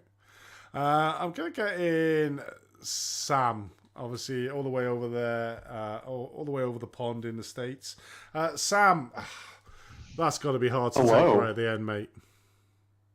Well, yeah, it's tough. I mean, as I said, I think I was delaying the inevitable for a while. Nicholas always had pace. And, yeah, I think I gave him a good fight at the end, though. I mean, truly, it was, I think I think about halfway through the season, it became clear that it was always going to come down to the final race, and here we are. It definitely was, and it was entertaining. It's probably the most we've ever had the rookies probably on the stream. You two featured quite heavily in that because Nicholas at the start of the race was super quick, had really strong pace, and we saw you trying to keep up. Then he got in an incident, and then he got in another one where he went back to the pits, and I thought, oh, that's done and dusted. You know, Sam's got this pretty much in the bag. You had like a 17-second lead. Were you doing a bit of fuel saving sort of midway through Absolutely that race? not. No? I think I don't know. I don't know. I think on the first half of the tank in the Mercedes here, at least the setup I had, you know, I never had full confidence in the car going over the mountain. I think once he burned off the fuel a little bit, I started to find some pace. But you know, I saw Nicholas. Yeah, really, the second half of the last stint there, he's catching me by about a second a lap at some point. And Yeah. you know, and I finally see him in my mirrors, and I say, you know what? Even if he's a second lap faster, I'm gonna give him a good race. And somehow I pulled out another second a lap, so I was down in the 205s. You know, when I started the race in the 207s, 208s. You definitely What were. I the- mean, it was super interesting to watch, and obviously Nicholas like hunting you down like a big great white behind you, trying to. but he still had to get past, and it was really unfortunate passing move. Obviously, he got squeezed a little bit coming into the first corner, but you know, full credit to you. I mean, I don't know how much you've been racing on iRacing, but you've certainly improved tenfold in this league from where you were at the start. You know, you had it down to the last race, and you know, you still come away with second place overall in the championship. So I mean, it's got to be a good day overall when you look at the bigger picture. Maybe a little bit of a bittersweet, but you sound like you're taking it well within your stride. Yeah, I think you know, hey, you know, maybe it's P1, it's P2, it's a couple bucks here or there, whatever. But I think the real, I guess, maybe it's cliched, but the sort of real prize is, I mean, me and Nicholas and Alan and everybody else have been going at it so hard every single race, and that's what really, you know, gets me to show up in the middle of the afternoon on Sundays is because I get to race those folks. Yeah, it definitely is. It is really entertaining, you know, having the rookie class that give you guys that probably not as quick as the AM drivers, but give you guys that would be naturally towards the back end of the AM field, give you your own championship to fight for, and it gives you that little bit of little bit of fire in the belly when you're fighting for something, and when you've got drivers around you like Nicholas, you mentioned, you know, and Alan. Coming on strong in the second half of the season, it does make it worthwhile, doesn't it?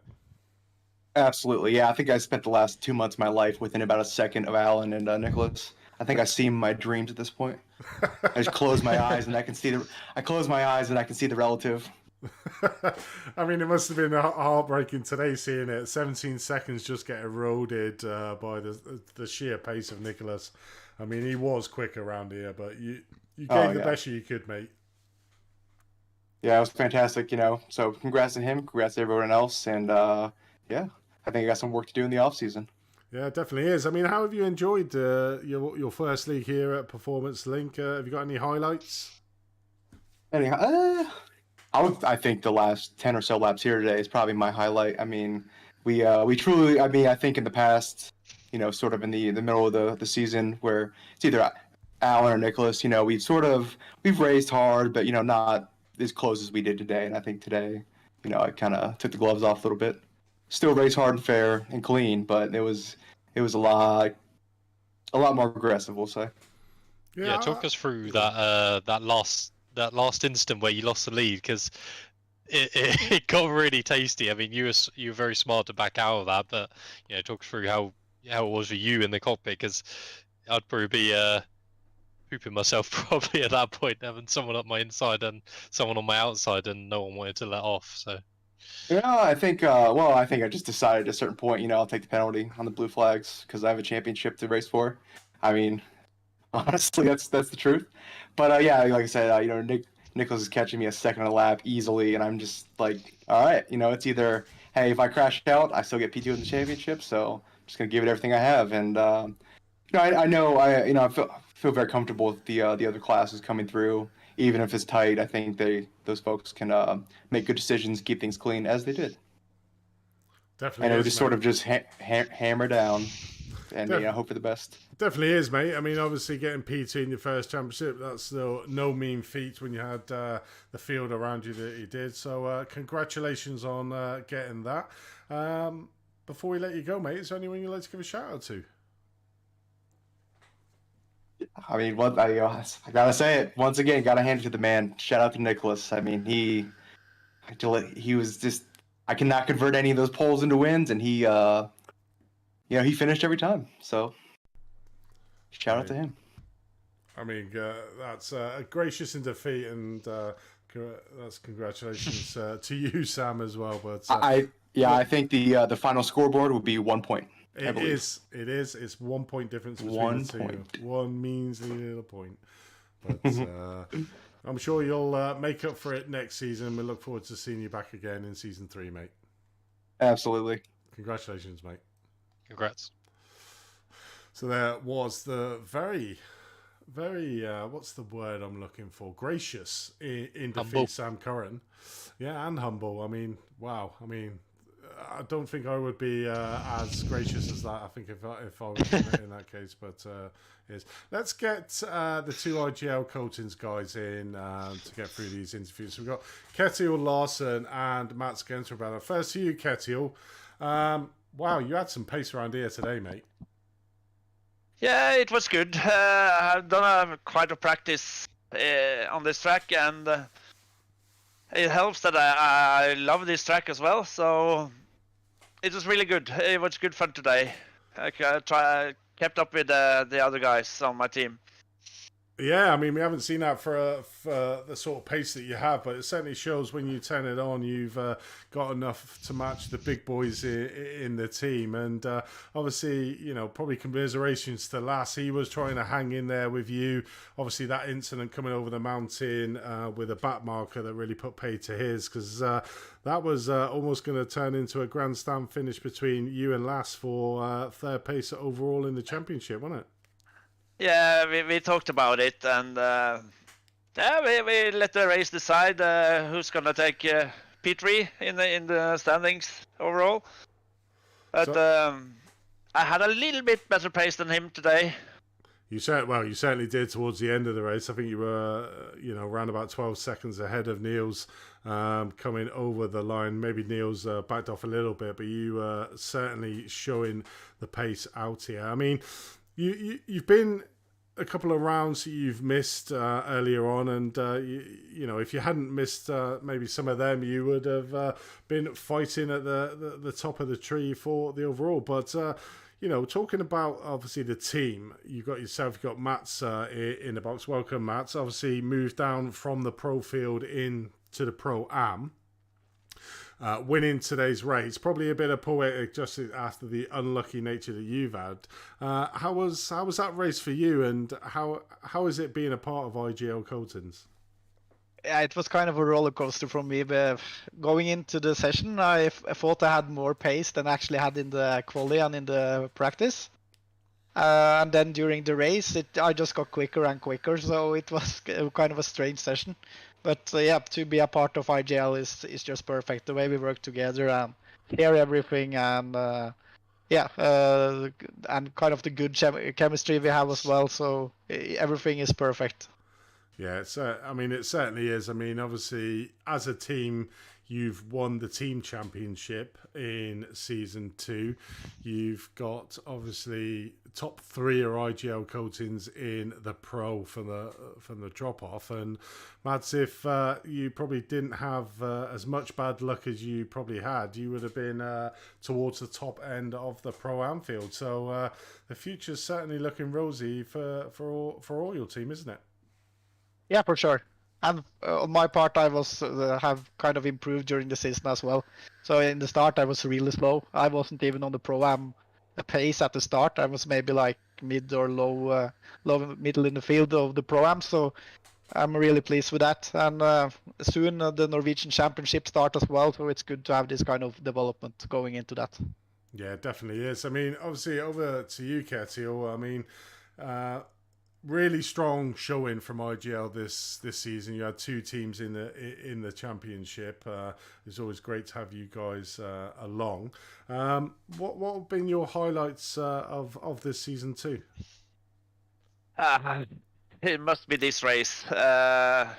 This race went perfect for me. We ended with a win, and I'm so happy for this race today. And getting your third place overall, isn't it? Huh? And getting third place overall in the Pro Championship. Yeah, of course, that's not bad either. So I'm lucky to have all these teammates with me. Like Mats told you, we have a good chemistry. We work together, we train together, and have lots of fun together, and that's important. Yeah, 100%. What about you, Mads? What's been your highlight in the season? It must be today. It was good I wasn't streaming because of the the joy I had when I passed it. So I knew that it would be tight for Michael because he did pit 1 lap earlier, and it was tight from before. So I just tried to push to the maximum at the end, and yeah, obviously it's bad for him, but it's about just taking the chances you get. So yeah, this was my my highlight as well, and it's my first race ever at Bathhurst, so it was a good race for me. I need to try and find it because didn't you go over the line like 1/1000th of a second difference? I think that's what people were saying. I might have to see if I can find that. I'll certainly. It said like 0.0. Yeah, I mean, he must have been gutted, but yeah, things like that always get your blood racing, and certainly when you win it, I suppose, at the end of the day. Yeah, and I spoke with Michael, so yeah, it was bad for him, so yeah, but all I can do is just take the chances I get and try to make the most of it. Yeah, it definitely is. But guys, thank you very much for being a part of Season 2. Before we let you go, is there anyone you'd like to give a shout out? First to you, Keo. Yeah, of course, my team, my teammate, our sponsors, IGL Coatings, Sanne Trafikkskole, and Elverdi. Without them, we maybe wouldn't be here. So big thanks to them, and of course my family. Let me do this. And you guys for making an awesome show. Thanks, mate. Over to you, Mads. Yeah, the same. He just mentioned all our sponsors, so that should be it. And obviously my teammates. Without them, I wouldn't have been able to do this. And also my girlfriend who lets me drive in the evening and spend a lot of time on this. So yeah. And obviously you make a great broadcast for all of us. And it's a fun league to be a part of. Thank you, guys, and we look forward to entertaining you again in a very much different season 3 and 4 here on Performance Link. But until then, you can have a couple of months rest, obviously doing the Norwegian GT3 League, and then hopefully see you back in the winter months for season 3. Yeah, I certainly hope so. Yeah. Cheers, guys. Have a nice summer. Have a nice summer. Bye-bye. Cheers, guys. So there was the IGL Coatings team, an exceptional outfit. I want to get in Olte Rudd. Let's get in Olte Rudd. Winner again, second race in a row, Olte. What's the secret to your success, mate? I think the answer is as boring as a lot of practice, but also maybe competing against the other guys in the Performance Link series really motivates me to put in a bit more practice than usual. Definitely is. Do you realise, mate, you've come third in the AM Championship overall? Yeah, I saw that on the standings, but I wasn't there if it was correct. It certainly is at the moment. Obviously, barring any penalties, mate, you have come third. I mean, you've been on a big journey yourself, really, haven't you? I mean, the start of the season, you were sort of nowhere. And then Imola, it really kicked off from you from Imola onwards. You sort of found your mojo. And the last 2 races, obviously taking the very first AM that's taken an overall podium position at Suzuka. And then here today, you were 7th overall, so another top 10 finish. And country mile ahead of the rest of the AM field. I mean, that's got to be pleasing. Yeah, that felt very nice. I knew I had a bit of pace on Bathhurst, but I wasn't expecting to pull away from the rest of the field. So Well, yeah, you were fighting it. You were fighting with the pros, the pro-ams. yeah, I was trying not to intervene. They had a lot of battles going on, so I was trying not to get in the way. But yeah, it was fun.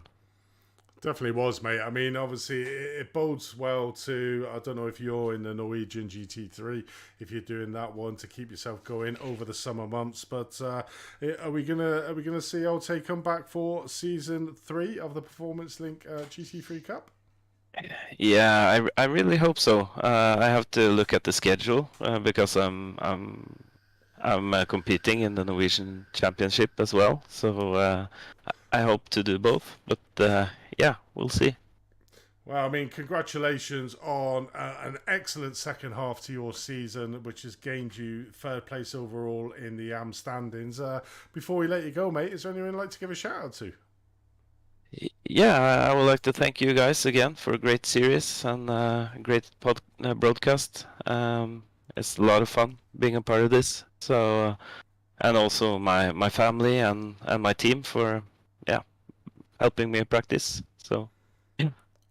Cheers. Thanks. I'll take. Hopefully, we will see you in season 3. I think the start of season 3 is the end of the Norwegian, so I think you should be available. I think so, mate. But hopefully, we'll see you there, mate. Yeah, I hope so. Cheers, mate. Congratulations. Thank you. So there's Alte Royd getting third place overall. We've got a couple more interviews and we'll have a chat. Let's bring Michael in. Michael, welcome to the booth, mate. You've sort of almost played second fiddle to your teammate, but certainly today you showed the pace that you have overall. Good evening, Andy. Yeah, it was an alright race. So the car felt rubbish to start with. The start of the stint felt absolutely rubbish, and all of a sudden it just started come to me. I started looking at the lap times, thinking, "What the hell's going on here?" But yeah, no, it was a good race. I really enjoyed that one, to be honest. I seem to be better at the endurance races. I don't know whether anyone's noticed that.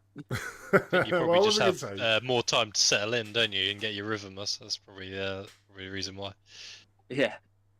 I mean, obviously, let's talk about AKM racing. Apart from yourself with Lee King McGee, with Pops screaming down your ear, probably as the spotter. How's it been being a part of it, and obviously being in with Lee? You know, Lee, we've had Lee in already, and he's basically said, you know, you've come on leaps and bounds. You know, you're a quick learner on the track, and we've certainly seen that in your progress through the season. Because at the beginning of the season, you were sort of mid pack, and now at the end of the season, you're winning races, or you're very nearly winning races. Lost by 1,000th of a second in this race, but you know it's got to bode well, considering this is your first iRacing league, that you have managed to get third place overall in the standings for the Pro-Am field, and the Pro-Am field was certainly a hot field this season. Oh yeah, certainly was. I mean, yeah, I joined Andy and Lee in AKM probably about 12 months ago now, and I'm not exaggerating when I say my driving's gone from sort of bottom. I would have been down with the bottom people if I would have done this 12 months ago quite easily. I spent a lot of time with Lee, and Lee, everyone knows Lee's quick, but some of the things that guy teaches me is unbelievable. Andy, as well, is always in the background, pushing me along, telling me exactly what I need to hear, exactly when I need to hear. Strategies, he helps me bang on. I mean, I ran out of fuel on the line today. I mean, I don't think anybody else did that. I mean, yes, it cost me the position by 0.00 seconds or something stupid, but I still got the P3 in the championship, which I'm happy about. But yeah, AKM Racing, absolutely, I love it. I will not be leaving them. I love them like a family to me now. It's always nice to hear, you know, it's good when you've got a team behind you, isn't it, that, you know, you feed from, and, you know, you probably say, you know, you've been there getting all the benefit of Andy teaching you, but I'm pretty sure Andy as well has learnt a lot from you as well, because obviously when he's teaching you, he's got to understand what he's saying, which obviously gets his game up because he's got to show you how to do it. So, between the two of you, you've really pushed on well this season. And I'm really looking forward to seeing what both of you can do sort of next season. I want the Pro-Ams next season, please. I want to take that title.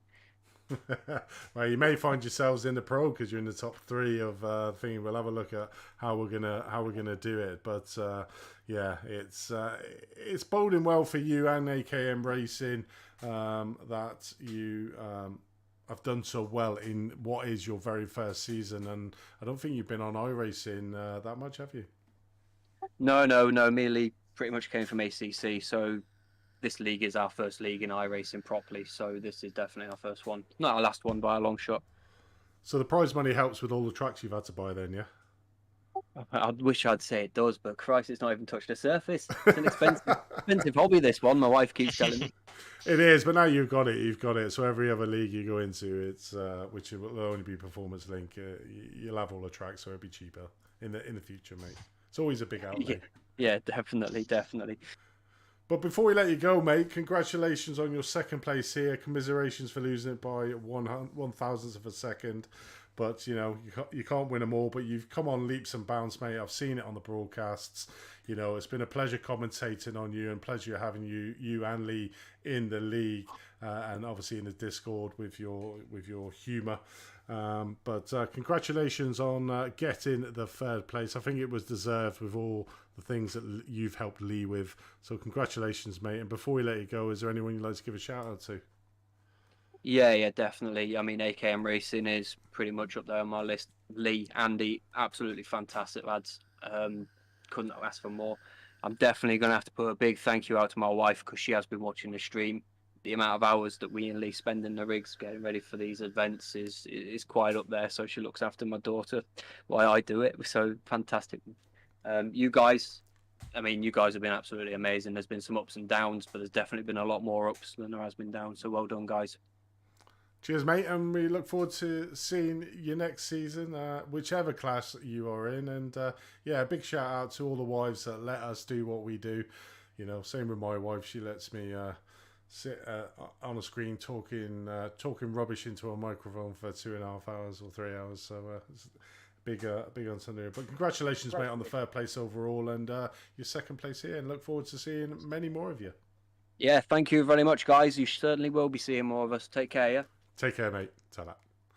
And last but not least, James has managed to duck into the booth for a chat. He's probably calmed down a little bit after his misdemeanors. Welcome, James Logston, into the booth. James, welcome to the booth, mate. Probably not the end you wanted to, but there's still some big positives you can take away from the season.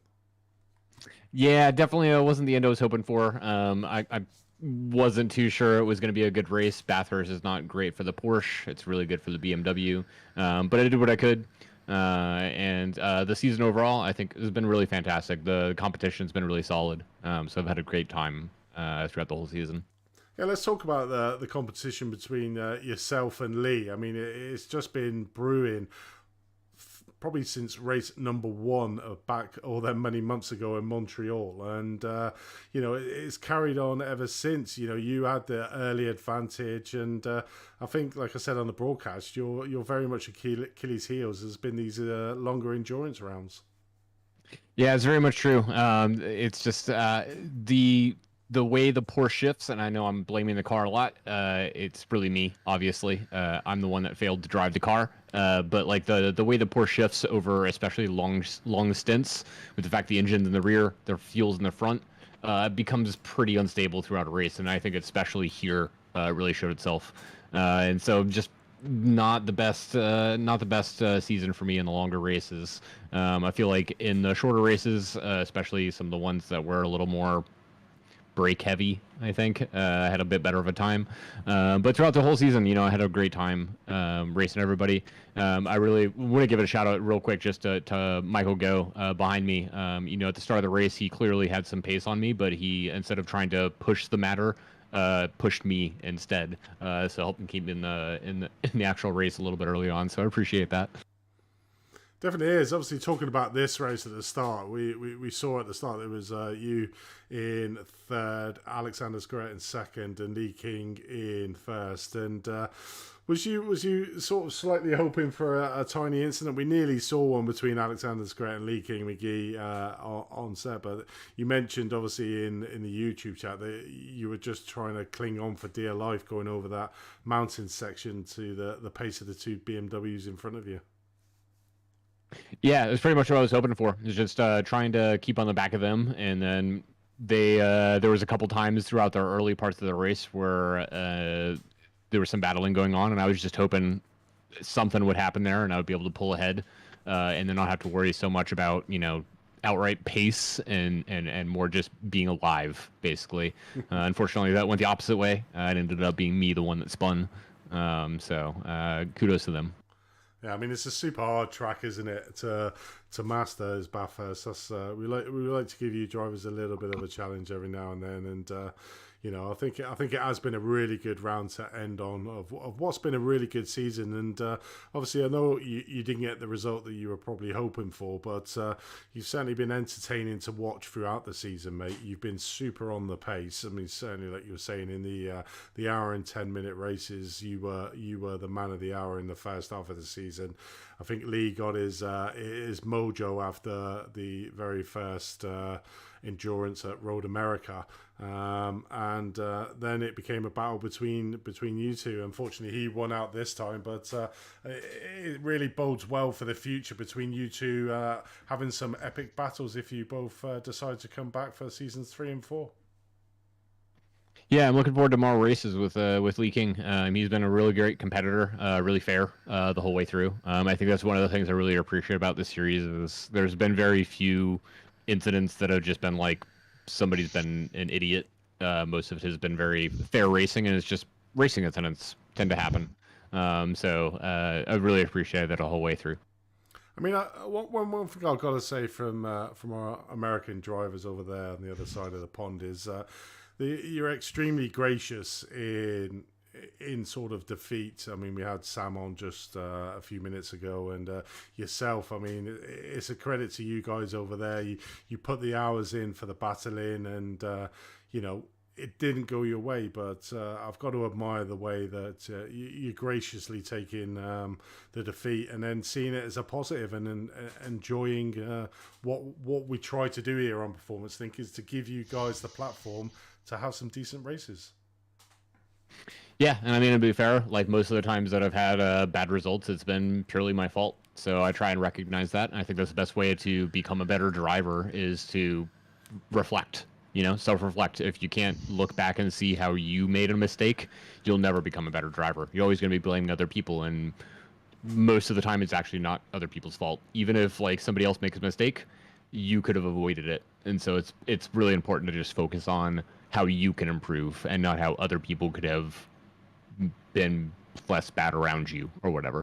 Yeah, it definitely is. I mean, take the positive out of it. You come second in what was a very competitive. I think it's probably the most competitive Pro-Am field I've seen on any iRacing league. You guys all pushed each other all the way to the end, so you got second overall in that. And as a team, you've come second to the IGL Coatings guys at the front of the field. So, I mean, overall, it's been a successful season, probably for yourself and for Team Bear Pope, with the very vast amount of drivers that you have to. And I've got to commend your wonderful liveries. So whoever makes them, they deserve certainly a shout out, because they've been very striking, and I certainly like the Japanese take on it for the Japanese rounds. The liveries are definitely a team effort, but I think Thomas Savage probably deserves most of the credit for this season. He's done a lot of work for the liveries, but a lot of us give feedback throughout the way and everything like that. So I think it's a team effort in the end. But yeah, I really just appreciate everything Bear Pope has provided to me over the last 3 or 4 years that I've been doing iRacing now. Everything I've learned has been through them. So great team to be around. Yeah, I mean, it is good to be a part of a team. We've spoken to the IGL Coatings guys that are quite tight-knit community of guys, and I'd very much imagine that you guys are the same yourself, Jimmy, Tom, in that fray. Sam, Patrick as well. You know, you got a decent amount of drivers, and we really appreciate here in Performance Link that you've decided to choose our league to come and do your battling on track with. I mean, it's great, and you know, we hope the collaboration continues in seasons to come. But what does it feel to be a part of a team like Team Bear Pop?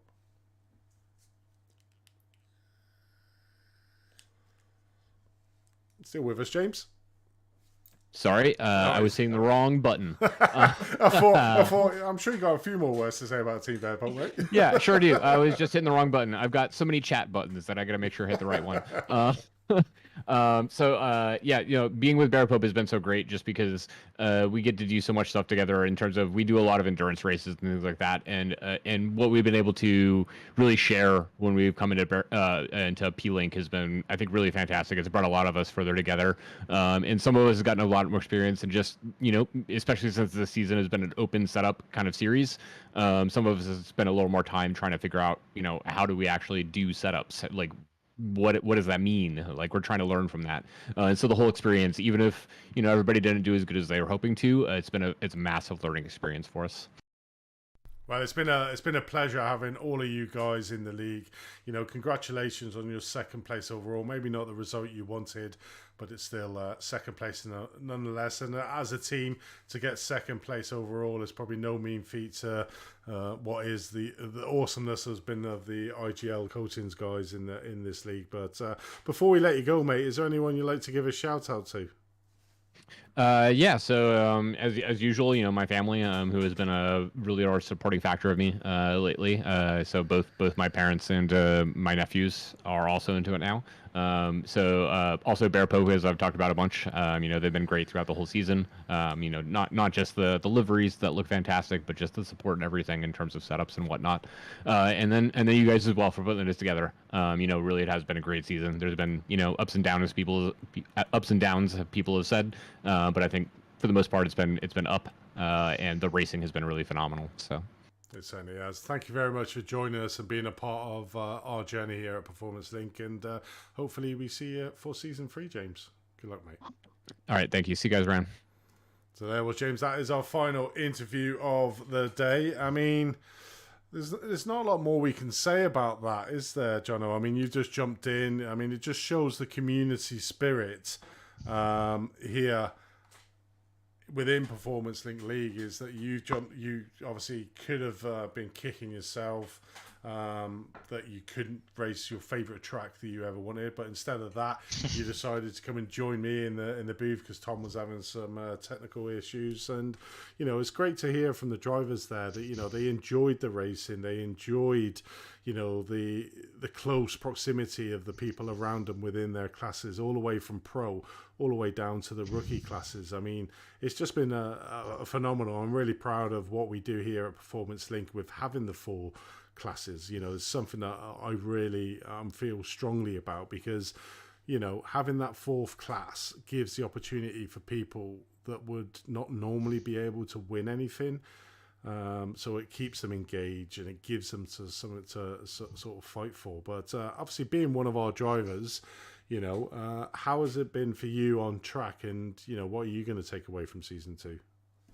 Yeah, it's been a bit of a mixed bag, I'd say. So it's my first league back on Iracing, so I guess for me it was just learning about the cars and the new tyre model, etc. So yeah, I think I'm more looking forward to next season, and I've signed myself up for a lot of different racing, a lot of different series, a lot of different cars. So really trying to sort of prep my iRacing knowledge and also experience as well, because I want to come back next season and be able to fight for Pro-Am, win, or even for the championship. So I still feel quite far off at the moment. So me, I just need to find some time, put some even more practice in, I suppose, but not doing practice for the sake of it. Actually doing practice to I suppose find more time, I suppose. So but yeah, no, I'm really happy. The community is really good as well, and you know, even when, you know, people do disagree on things, there's always constructive criticism handed back and ways to improve things, rather than just saying that, you know, the format is terrible or the racing's terrible or we shouldn't be doing this. It's always offering solutions, and everyone's always offering help as well, whether that be technical or racing related. So it's really good.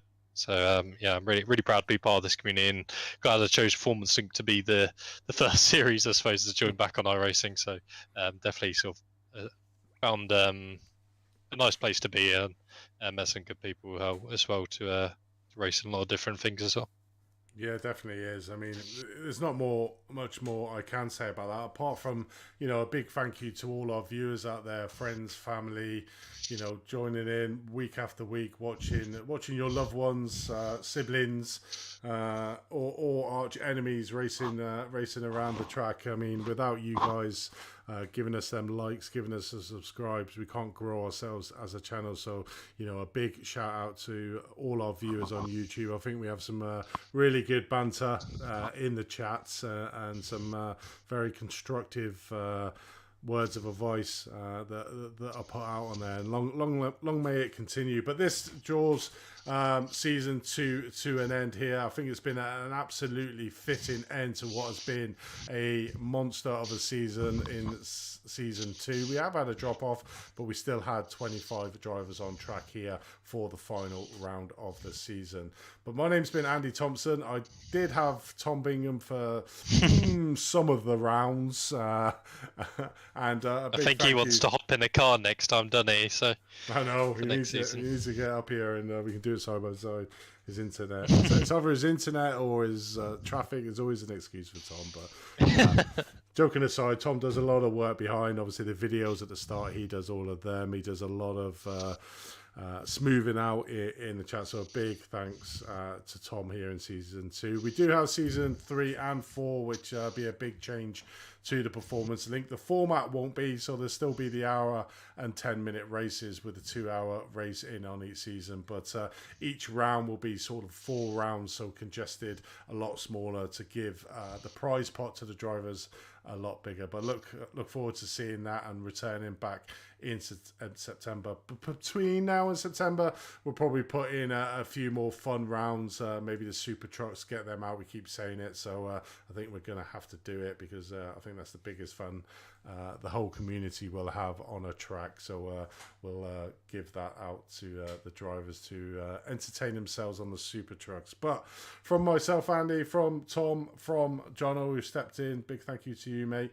That is the end of season 2. It's been an epic, but I'm looking forward to season 3 already, and I hope you are too, and join us on the journey in September. But until then, good night.